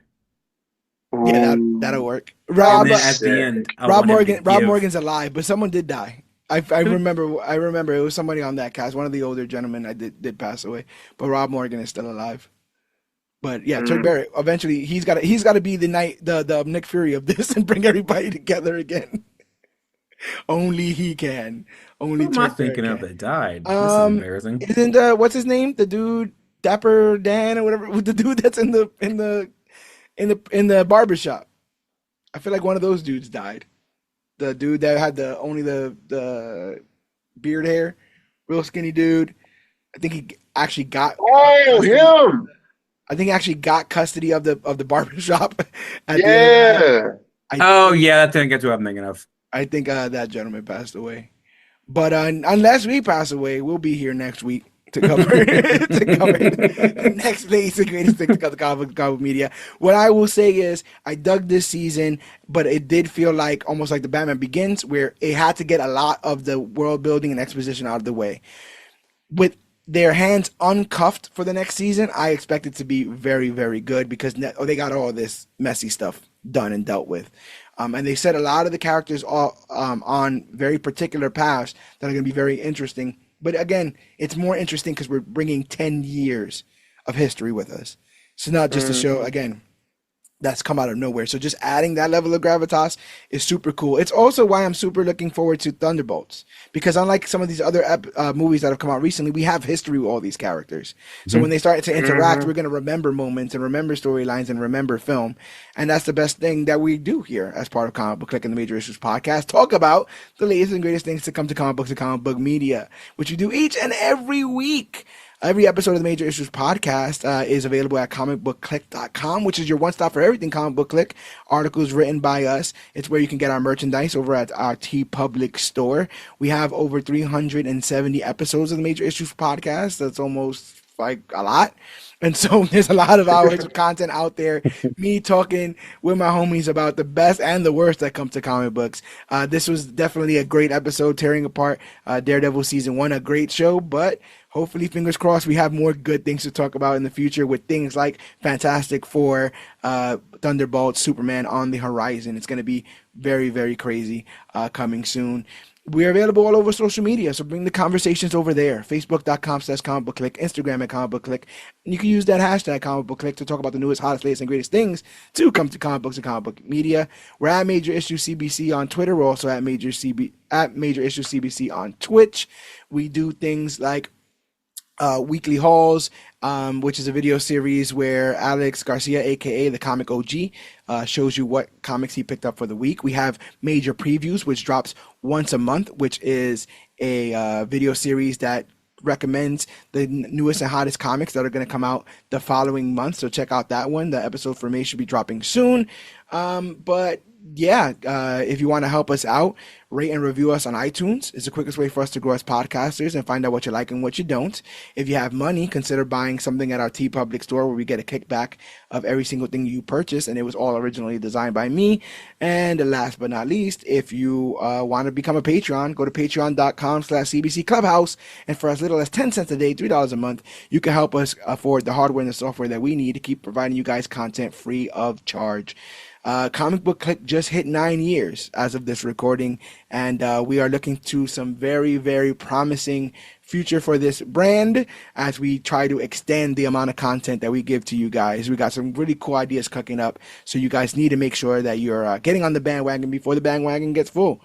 because I've been to the future, and where we do become the latest and greatest thing to come to comic book media. And I can't tell you how we do it, because next thing you know, people will be expecting Dwayne The Rock Johnson at night 2 at WrestleMania, and he won't. Oh yeah, that already happened. Don't worry about any of that. Just stick to this timeline. This is the timeline where we do become the latest and greatest things to come to comic books and comic book media. Right beside our guys at DirtSheet Radio, the industry leaders of all things professional wrestling and pop culture. Those guys have had a tireless week covering everything WrestleMania. My boy Yogi's out there in Japan, soaking it up, possibly setting up DirtSheet Radio Japan over there. So we're taking over the world step by step, and it's all because of you guys. Thank you for sharing your love and support, telling a friend about the podcast, sharing these live videos, and the audio version of this will be coming out this Thursday. So always check on our Facebooks, and you could get almost a early viewing of every single episode of the Major Issues podcast as we record them live on Facebook during the week and put them out in audio form on Thursday. If you want the people to find you, Asa, where can the people find you? You can find me at Twitch at CBC All-Star Asa, or you can find me on Threads at I think it's Asa H. Griffith. Gang. Bunch of political discourse and fun, being annoying. So yeah, everyone be nice. And yeah, for sure. And I hear that Rob, you might be on a certain road to ranked. Is that true? Yeah, man. Where can the people find you? You guys can find me on Twitch at Omega Avenger 26. You can find me on all of my social medias. A-Rob the Marvel Guy. Check your boy out. Always posting Marvel content. Always posting funny videos and memes and stuff. So if you want a quick laugh or want some entertainment, head on over to our page.